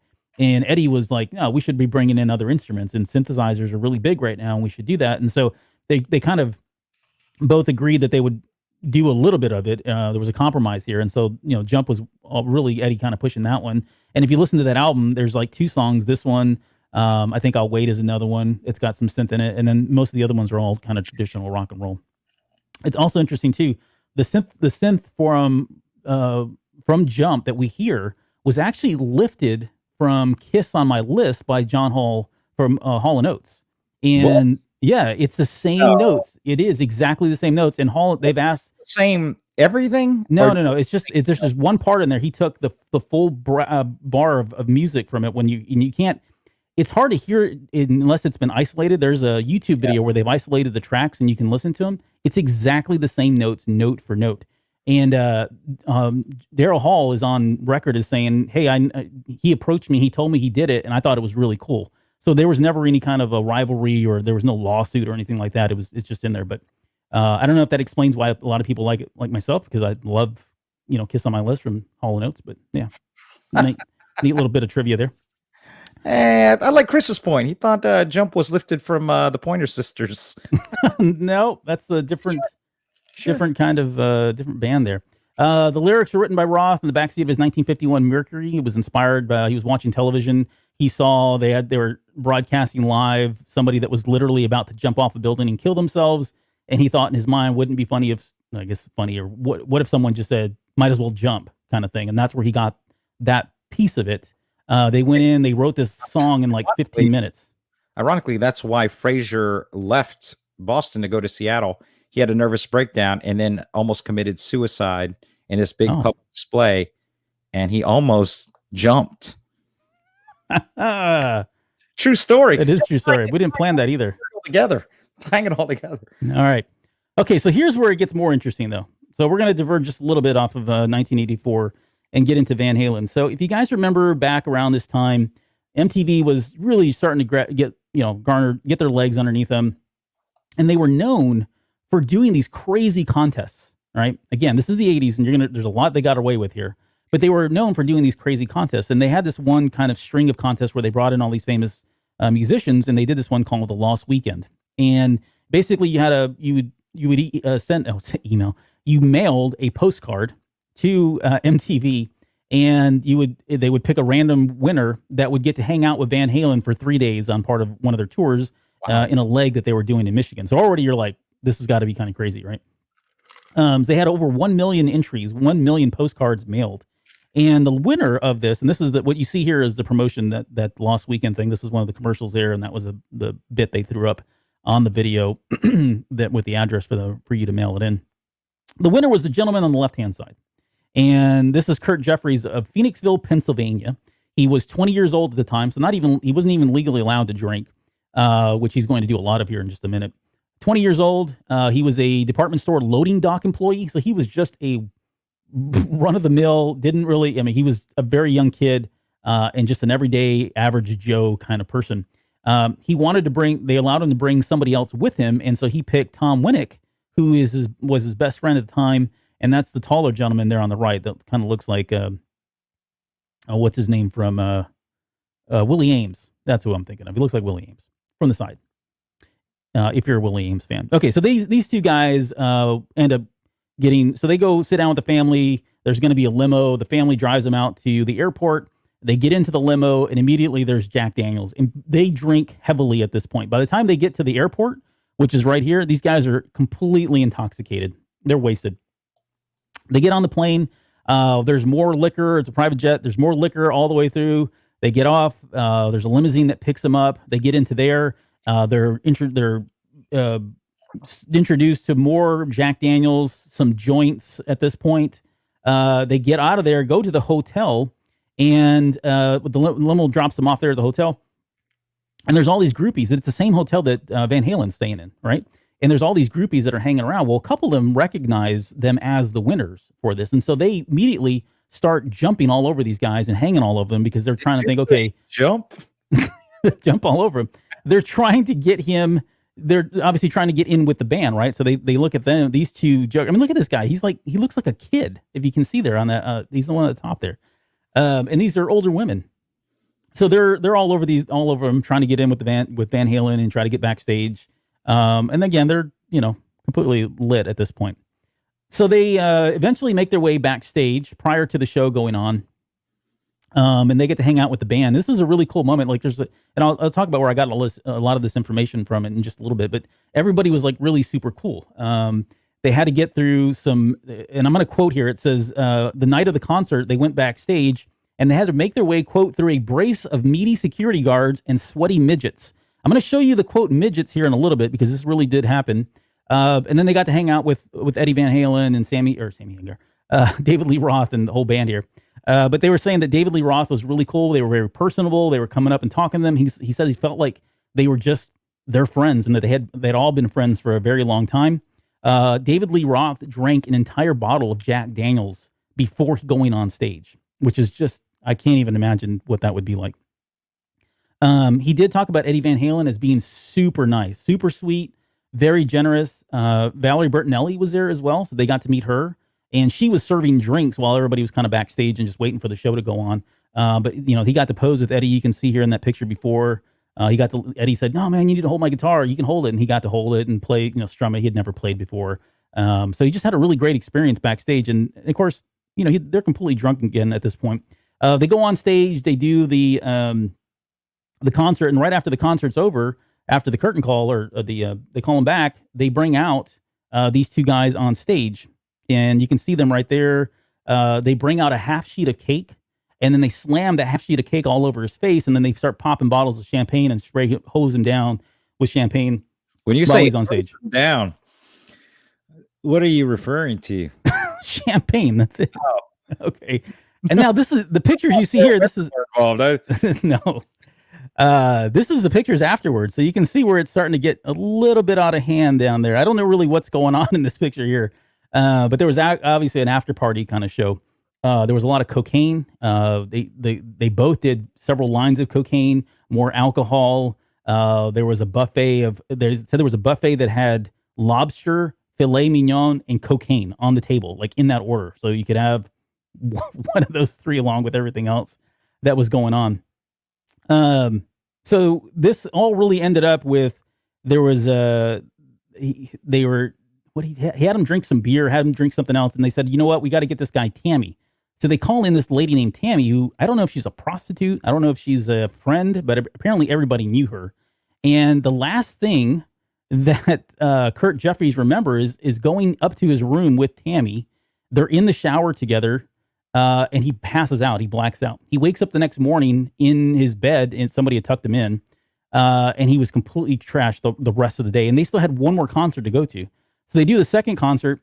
He doesn't really drink a lot. He's completely hungover, can't recover.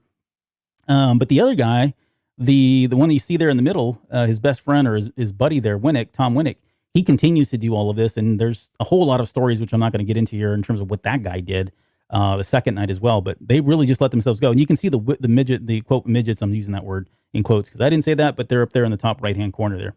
I didn't get the story or what these guys were like. I don't know if they were roadies or groupies or just... I can't tell you how tempted I am to jump into the SNL Stefan voice for this part. It's that thing where you have two midgets like pushing your head while you're doing a line of coke over lobster. Where are you coming up with this First of all, I don't buy half this dude's story, right? So this dude looks like he's completely coherent in the photo that you're showing. My opinion is this: you go through an all-nighter. First of all, there's going to be, sadly, there is a point of male performance that you can't get past, right? Depending on your consumption, you're not impressing anybody. You're not doing anything. You couldn't do anything if you wanted to do anything. That second night, that dude's not doing anything. So anything he talked about, in my opinion, anything he talked about that he was doing with women. Nah, bro, no, you weren't. Well, so the only thing I will say is Tom Winnick on night 2, he went missing and they couldn't find him. They found him in the morning. He was locked inside of a closet wearing a bra. So he had that going for him. No, that's a terrible story. Okay, so here's the thing. There's actually a documentary on this, and it's called Lost Weekend, and it's literally the tagline is the story of one very lucky dude. And it has all of these details with interviews with them and everything else. And this is him now. This is an updated photo here of Kurt Jeffries there on the right-hand side. He's now a custodian at St. Mary Catholic School. And he's, you can go look him up. He still does interviews even like very recently, within the last 5 years, people still go to him and interview them, most likely because they've seen or heard the story or watched this documentary, and they've tracked him down. But I mean, he talks about this even to this day. Like, this was the greatest time of his life, and he's really nothing has even come close to what he's done. He's a pretty humble guy. Doesn't really have a lot, not a big guy. When they got home, by the way, I forgot to mention, when they got back, they were gifted $1,000, a VHS player, a camcorder, and like a television, and an Atari. I think it was also a Atari 2600. So on top of everything that had happened, they got that as well. In the documentary, they really get into like how much a lot of what they did was completely illegal. There was so much liability from MTV that if they could not even do this today, right? They would have signed so many waivers, and there were just things that would have been completely off limits. And where the cameras went was the most important thing. And they didn't really get into show a lot of it in the documentary, but there were cameras everywhere filming all this craziness that was going on when, again, both of these kids were minors. So again, different time, different world. Yeah. So what year was this? 80? The concert was in, so this would have been in 85, I think, 85, 86, somewhere there. They missed it by that much on the drinking part, right? Because it was the Federal Prohibition of Alcohol Act of 1984 that actually increased the legal drinking age from 19 to 21 and 18 in some states at the time. So, yeah, and I'm wondering if they got in like right before it happened or something. Yeah, either way, there wasn't a year where you could just do lines of Coke, so... Yeah. And then lastly, the other gentleman. So this is Tom Winnick. Tom Winnick is still around. They're both still around. You can find him on LinkedIn. He's currently looking for a job, and he's I think he does accounting. He's looking for $200,000 starting. He's willing to relocate. So if you got a heart and want to support him and the two boys there and his birthday cake, please reach out to Tom and get him a job. We got drug testing. I don't know how. Sorry, that's all I got for that one. Okay, here's another one you probably want to tune out for. This is going to be all. I find this interesting. So, okay, you probably did more research than I did. Let's talk about rathtars, and then we'll close with airplane. Holy crap, we're going on an hour and 45 minutes. Okay, so the quote is, "When I said so during one of our meetings, Samantha made it abundantly clear she didn't give a flying frack at a rolling rathtar or at a rolling rathtar what I thought." Okay, so rathtar, and this is like a casual reference that he throws in there. It's one of the more recent, like we've talked about this before, like what's the most recent reference in these books? And I think this may be it. Like this would be Force Awakens, so 2015, right? So not that far long ago. But rathtars were first seen in The Force Awakens. They're a carnivorous cephalopod and allegedly one of the more dangerous creatures in the galaxy. When the movie came out, there really wasn't a lot known about them. They've done some things with them since then, which I will talk about here in a second. They don't have a skeleton, of course. They've got long tentacles, as you can see here. They've got a maw with tons and tons of razor teeth, which are kind of cool. And they're known as pack hunters, which was significant because later on, and I'll show you here, when Jonesy, who's with us tonight, I didn't even tell him about this when I was talking about the show. They did some comics just recently, and they were kind of focusing on a lot of different characters, and they were just like one-shot type characters. And they did one with Darth Maul, and this is where we got to see, as part of his training with Sidious, he was sent out to a planet and had to fight these things, and he was just given what you kind of see here, this little scythe-looking weapon. But we learned that they're pack hunters, and they're very fearsome, and they almost hurt him, of course, but they didn't. But in the top left-hand corner, that's a picture of the rathtars from The Force Awakens. In the bottom left-hand corner, that's some concept art that was used where you can see one of the rathtars jumping on the cockpit of the Millennium Falcon, which we did get that scene a little bit, but just not from this angle here. I think that's really all I have. The only thing I was going to add to this was these guys, even when I saw them then and to this day, remind me of Sigmund and the Sea Monsters. What in the world are you watching? How did you get there? What's funny is I figured you were going to try to build correlation because there was some speculation early after The Force Awakens was released was that those were in some way related. I don't know at the Guinness level to Sarlaccs that they had. Oh yeah, no, they are. They're all part of the same. They truly are. They're all part of that same. Not real, Albert. Just so you know. No, they truly are. The physiology of this creature is. You are so direct right there. But they truly are. Okay, continue, sir. No, that was it. They truly are. And there's one other one too. And I don't know, Jonesy, if you remember, there's like 3 alien races or creatures that are all kind of in the same family. It's the rathtars. It is the Sarlaccs, and then there's one other one. And I'm drawing a blank on it. But yeah, so Sid and Marty Krofft did this show a long time ago, and by a long time ago, I mean like 1973 to 1975, maybe. And it was significant because I remember growing up in Michigan, you could buy like sea monsters. Like that was a big thing. You could go to the store and there was a bag of army men that was hanging there, a bag of cowboys and Indians, literally said cowboys and Indians. And then there was a bag of like sea monsters. And I always bought the bag of sea monsters because then we'd go to the beach and I would make these like elaborate looking, I don't know, play areas in the sand with my sea monsters and then start bringing in all the seaweed and plants and stuff. And I don't know why I'm going on about this. Yeah, just for listeners who aren't from Texas, when we say beach, it's nothing like you're imagining it. It is, there is random things in the beach, cups and milk jugs and sludge and crazy. It's not like if you live in Florida, our beaches are different. Like there's only one small section of Port A that MTV was ever in the 80s and 90s. It was like a 200-yard stretch where we imported sand for all the shots. Yep. Never really panned any further than different. Well, this would have been a beach in Michigan. So same kind of thing, just a lot of Dow industry chemicals and waste that was dumped into Lake Michigan. Oh, is that still called a beach if it's on a lake? I don't know. Oh, yeah. Have you ever been to Lake Michigan? Yeah, I have been to Chicago. Yeah. Yeah, like it when you talk about this, it blows people's minds how big it is. Oh no, it's impressive. I mean, it's what's generating the whole Windy City atmosphere there. We did a dinner cruise there at one point. It was quite good. There was dancing and singing. Oh, there you go. You said just call it the shore. That's fair. Yeah. Okay. Yeah, I don't know. Sigmund the Sea Monster, rathtars, same thing. I can't. He only has one tooth, bro. He's a baby. He's growing. He's going to have like a circle of freaking concentric circle of teeth when he grows up. Yep. I am that. All right. So this is, interestingly, our anchor, and also something we recognize is not actually referenced. Shameless material here. That's right.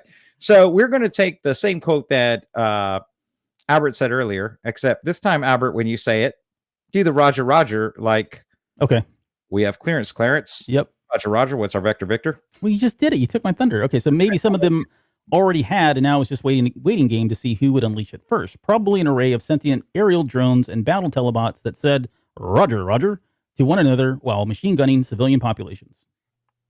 How was that? Perfect. I loved it. So, Airplane the movie. If you haven't seen this, I mean, seriously, who are you as a human? Let's go with the synopsis. A heartbroken Vietnam pilot suffering from PTSD is forced to land in plane after a pedophilic pilot and his crew suffers from viral gastroenteritis. Hilarious. Is that it? That's the plot of the movie. But sounds like it shouldn't be funny. It is, in my opinion, one of the funniest movies ever made. What I did not know until I was researching this, but surprisingly, some of my coworkers did, is that this movie is actually a shot-for-shot remake of another movie called 0 Hour. Did you know that, Albert? I did. And not only is it shot by shot, it's also, there's some dialogue that was lifted from it.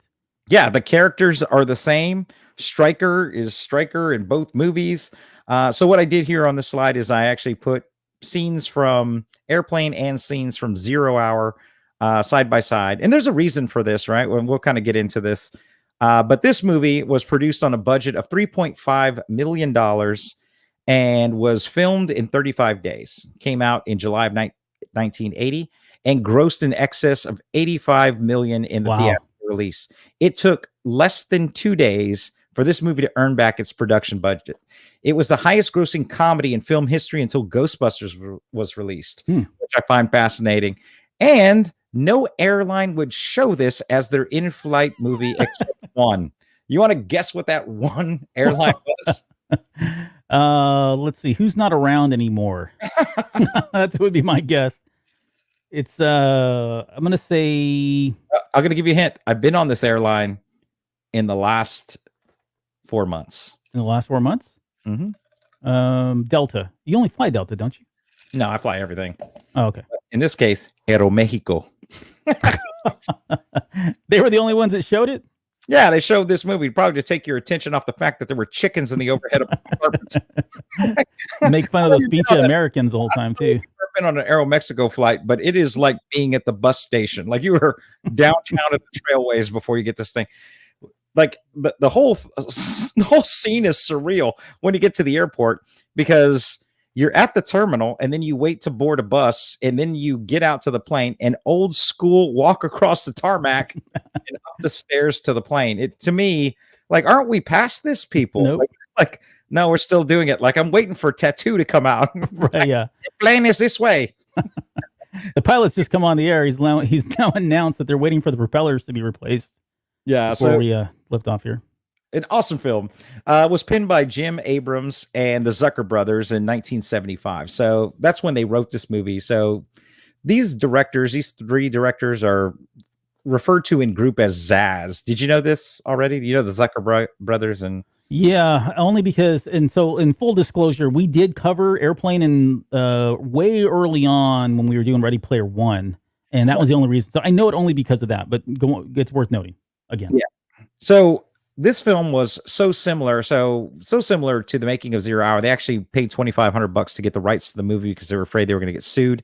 There were a couple of other movies in the 70s that really were real big. Was Airport and then Airport 77. You might remember same kind of disaster films. They at one point sued during the production of this film, but didn't win because they had bought the rights. And didn't they take the I don't remember if we covered this or not, but I remember as a kid the that scene where the plane's coming through and breaks the glass in Airplane. I want to say that's from either Airport or Airport 77. Yeah. I think it's in 77. And believe it or not, I was like, again, when that movie came out, I was like 5 years old. That scared me. Like the idea that a plane was crashing through a window, even though it was on the ground, scared the crap out of me. But that's neither here nor there. But go on, sorry. Oh, yeah. Next slide. Let's move on. Oh, sorry. Excellent. So here are the Zaz brothers, and they are referenced in the movie with the WZAZ, where disco lives forever. Right before the plane hits the antenna on the radio station. That's a nod to these guys. They actually started out back in the day forming Kentucky Fried Theater in Madison, Wisconsin. So Kentucky Fried Theater wasn't an actual theater. It was just a storehouse in the back of a library or a bookstore there just outside of Madison. So back there, what they would do is they would watch commercials that they weren't old at the time. And then they would make parodies of those commercials and then release them on public access. And so that was kind of their shtick. They started, so they decided to move to Los Angeles, California to get out to LA. And they start writing this movie after watching 0 Hour using that same format. In fact, all the way through filming, they used that format so much, in fact, that they had a television on set that had 0 Hour in it. And they would do the blocking exactly to the film as they were going through it.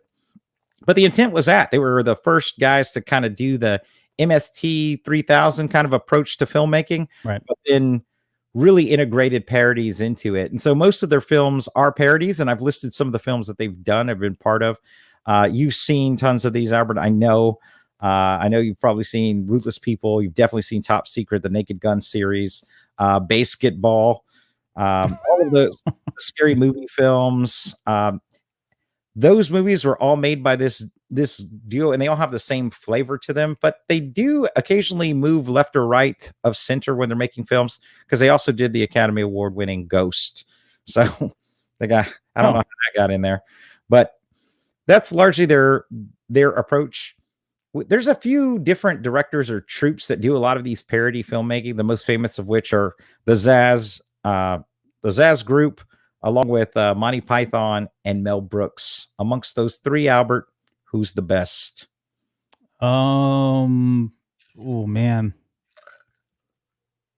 Shoot. That's really tough because I would say I'm gonna have to say Monty Python, only because the movies are great. but I can't take anything away from Flying Circus and just what that did and groundbreaking as it was. Yeah, all of them, right? So you know what I find funny? If I was looking for commonality between all of these, especially the early films that were done by the Zaz brothers, Monty Python's probably the only films that you could remake today. Like, you're not remaking Blazing Saddles today. That's not it's never going to happen. Like they would set fire to Hollywood if you try that film again. Although it's funny, right? If you look at the Kentucky Fried Theater troupe that was originally there, Steven Sucker, who in my opinion is the funniest dude in Airplane, was a member of that group as well when they were doing the parodies. There's some videos on YouTube of some of the skits they did. I didn't realize he was part of that whole troupe. Yeah, he was. In fact, every line that he has in this movie was ad-libbed by him. No way. None of it scripted. But, Austin, what do you make of this? Well, I could make a hat. I could make a boat. I can make a plane. A pterodactyl. It's awesome. Johnny, that's my favorite character in this movie. Yeah. There's plenty of them. So I think what some people miss about Airplane is that when they cast this movie, they actually only cast serious actors to be in this film. So all three of the main actors of this film were known as serious actors, including Leslie Nielsen.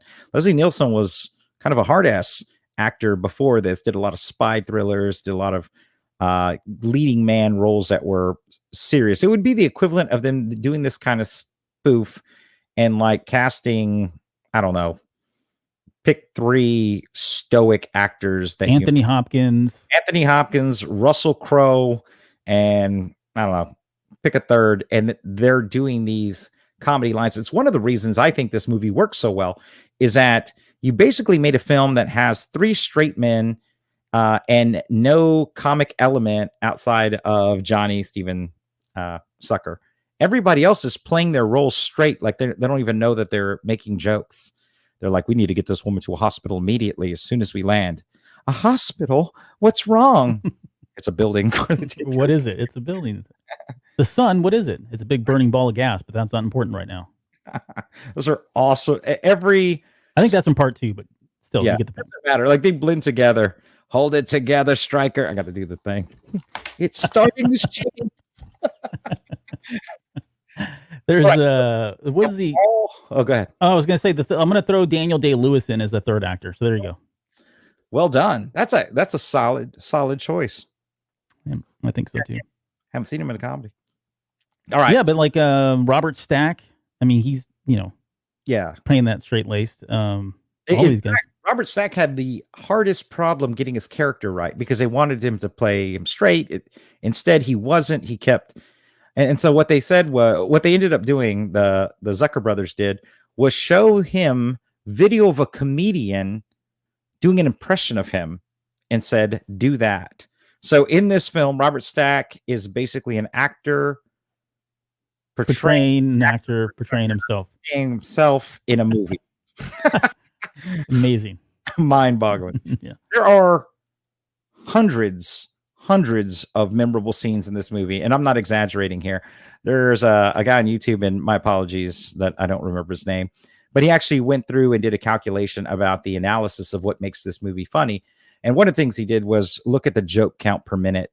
And so the average joke count per minute in this 90-minute movie is between 8 and 9. It's like 8.7. But overall, and that's just what he considers jokes. And, right. People see things that are funny that, he doesn't see funny. And so they estimate between 575 and 600 jokes are in this movie in its 90-minute runtime. And so in addition to having these straight actors do this comedy, straight-faced, it's also the fact that even if you didn't like that last joke, give me 6 seconds. So be right. And at some point, if you're watching 600 jokes, you found 12 of them funny. It might not be the same 12 that somebody else finds funny. Yeah. But there's no way to walk away from this film and not get something for everybody. Right. So with that, Albert, favorite scenes in this film? Favorite scenes have got to be the cockpit scene. You ever seen a grown man naked? That whole thing. Go to the next slide. I think I got. Okay, you got that one in there. Most of them for you. I just knew you were going to say that. Yeah. Oh, you got them all in there. You got like all the scenes. Ever been to a Turkish prison? Yeah, like that's like probably my favorite. And then my favorite one of this cockpit scene though is the very last piece where, hey, you're Kareem Abdul-Jabbar. He's like, no, I'm not. I'm whatever. He's like, no, my dad says you can't whatever, blah, blah. And he goes in and he grabs the kid by the throat. He's like, listen, punk. You're the best. You tell your dad. Play very hard, especially on defense and only during the playoffs. Right. You tell your dad that after something, I don't know, going up against Wilt Chamberlain or Walt or whatever. Lane beer across the court for 48 minutes. Yeah. That's the best part because it breaks that third barrier, right? Because you're everybody knew who Kareem Abdul. I want to call him Kareem Abdul-Jabbar was, and he's in this movie and portraying this character Roger, and no one, he's a terrible actor, and then he finally just breaks out of it altogether in the middle of the movie, and he acknowledges that he really truly is just Kareem Abdul-Jabbar, which is just, I don't know, it tickles me funny. So again, the reason that Kareem Abdul-Jabbar was even cast in this film is because there was an NFL player, Crazy Legs, somebody who was in 0 Hour. He's the guy there on the left-hand side? Yeah. So originally they were going to have Pete Rose play that character. Oh. Pete Rose was unavailable. So they said, he's doing jail time. Let's just do something outlandish and bring in an NBA basketball player to do this scene. That's great. This is one of my favorites. So is the jive talking is one of my favorites. And it was so much that I remember, I think I did the show with Crowley when we were talking about Airplane, and I'll just make this very quick, but I remember doing the research, and the Zaz group had already written this out, and they were trying to write jive and they couldn't get it down. Exactly. They'd written it a few times and it just wasn't working. And then they brought in these two these two guys that ended up playing, I forget their names now. They brought in those two actors to come in and help write jive so it would sound more authentic. And so then they gave that jive writing to two actors, and they couldn't deliver the lines the right way. And so then these other two actors that wrote it worked with them. And eventually they were like, you know what?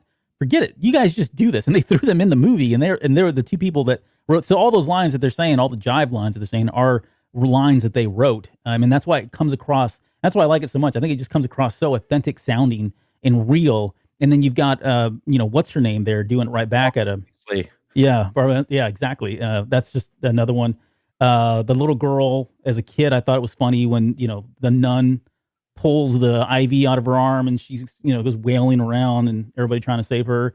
The fish, the whole thing about eating the fish and people getting sick. And then everything that, Leslie Nielsen does is just 100% perfect. I mean, that guy is just amazing at this stuff. Yeah. So you picked probably all of my favorites too. And then just everything that's got Steven Sucker in it is freaking, he steals every. Oh yeah, that's true. He's only in the movie probably 7 minutes. Everything he does is ridiculous. It's over the top. It's so over the top. Hilarious. Yeah. So when you can go back one, just go back one before we go to the closing. So Peter Sellers, forward one, who plays the captain here in this, he had never done a comedy before and hated this. In fact, when he was initially approached to do this movie, he referred to the comedy writing as tasteless trash. But then his wife found it and read it, thought it was freaking hilarious. He had huge reservations about doing these particular lines. You'll see that in a lot of the takes when he's doing these lines, he never makes eye contact with Rossi Harris. In fact, Rossi Harris was interviewed, as an adult about this, and he said wouldn't even talk to him off camera. He was so disturbed by having to deliver these lines. But Rossi, being 9, he said he didn't even get it. He didn't even understand the innuendo. Right. The Zucker brothers would basically have to tell him how they wanted him to respond to different parts because he was unaware of what any of it meant. He was like, in retrospect, it's ridiculous. He was like, but he still has really fond memories, Rossi, of doing this. This is basically the only thing he did that was big. I mean, he did over 100 commercials in the 80s. That's why his face might still look familiar to you. He did, tons of commercials. Doesn't even remember. The Barbara Billingsley, and I'm a huge Leave It to Beaver fan, right? So that's also one of my favorite shows. Her doing the jive part where she's like, "Excuse me, stewardess, I speak jive." She did an interview probably 5 years ago where she kind of talked through what it was like doing that scene and how professional it was and how those two actors, the ones you're talking about, actually taught her jive.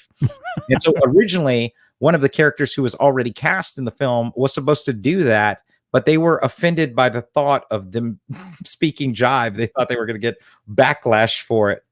It's funny because that jive doesn't translate to other countries. So like Germans don't understand jive. So in the German release of this film, they actually just had the two black guys speak Bavarian, because the idea of two African Americans who know Bavarian is hilarious. Right. And so in Germany, it's considered one of the funniest parts of the film.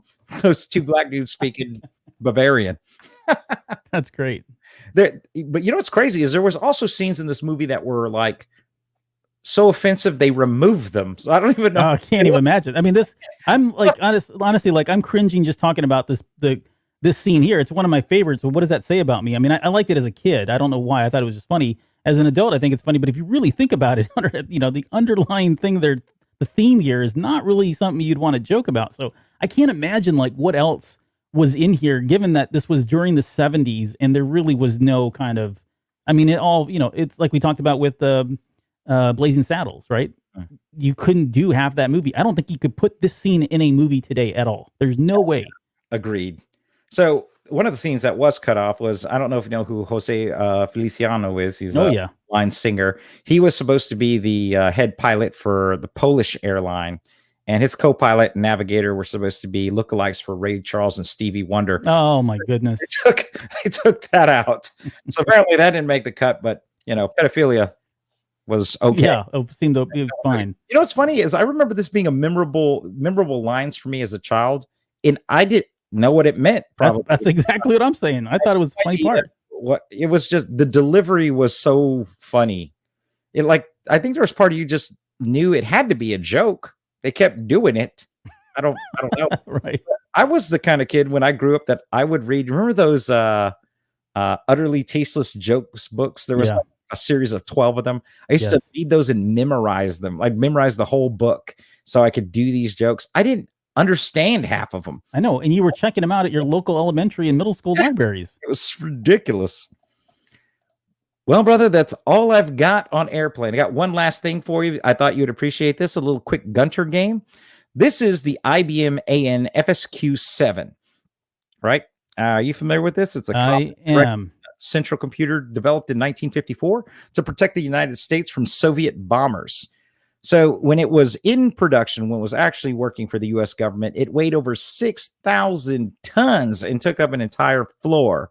It was decommissioned in the early 60s, and then it was auctioned off for parts. And then just about every movie studio in history bought a part of this. And you can see it in movies from then all the way until today. It makes its appearance in Airplane. And at one point, they're playing an Atari 2600 on a component of that system. What I've done for you, Albert, is I have 12 images of this same computer appearing in pop culture.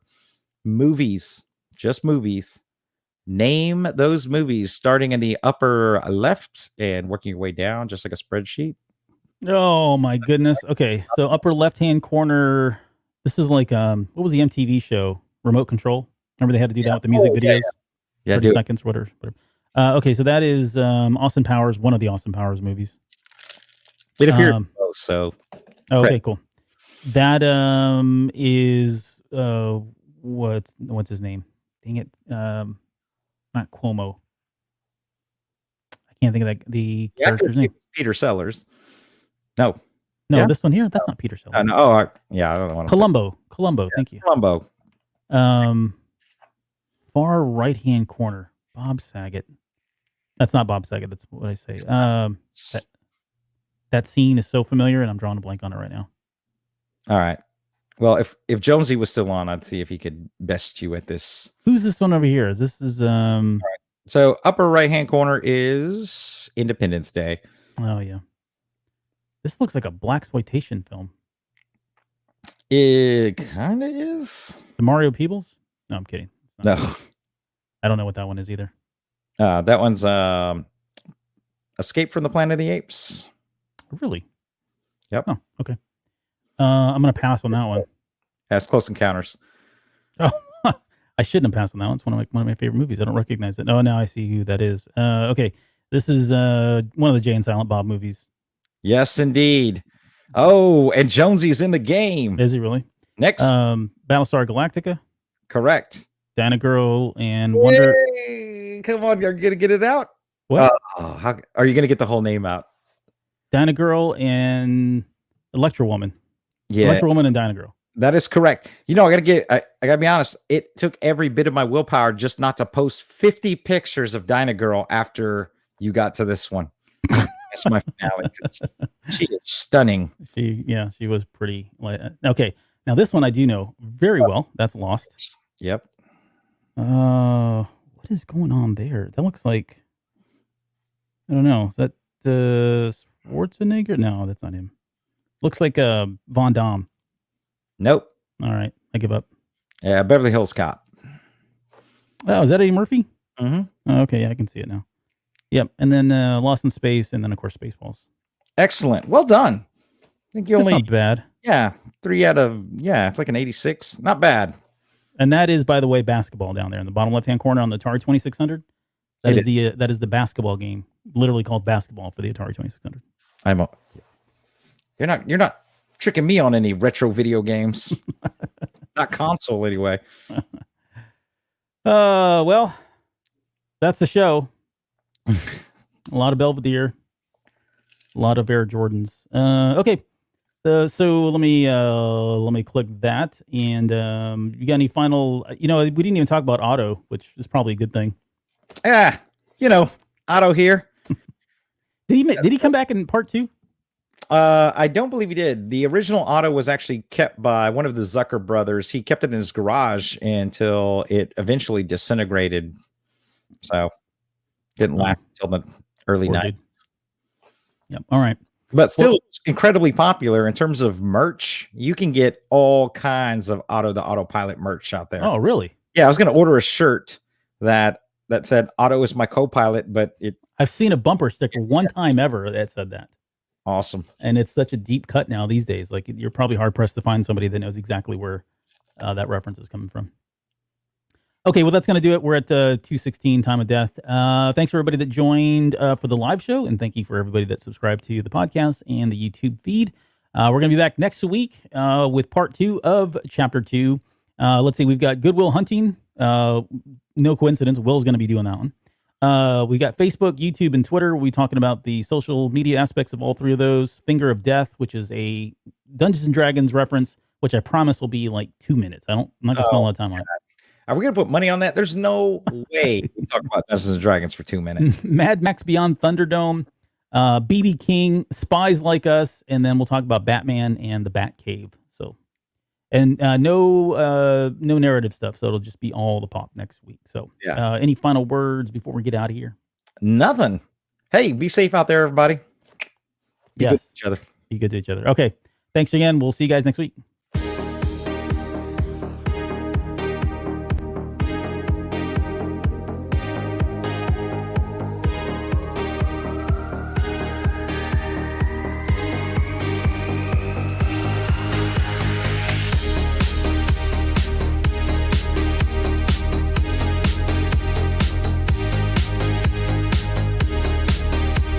The views and opinions of the Basement Hosts are of our own and are not in any way affiliated with Random House or Ernest Klein.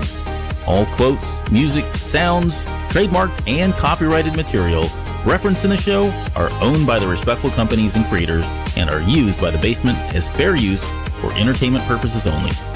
It would take me a month to read this whole disclaimer, but sad to say, I don't have that kind of time.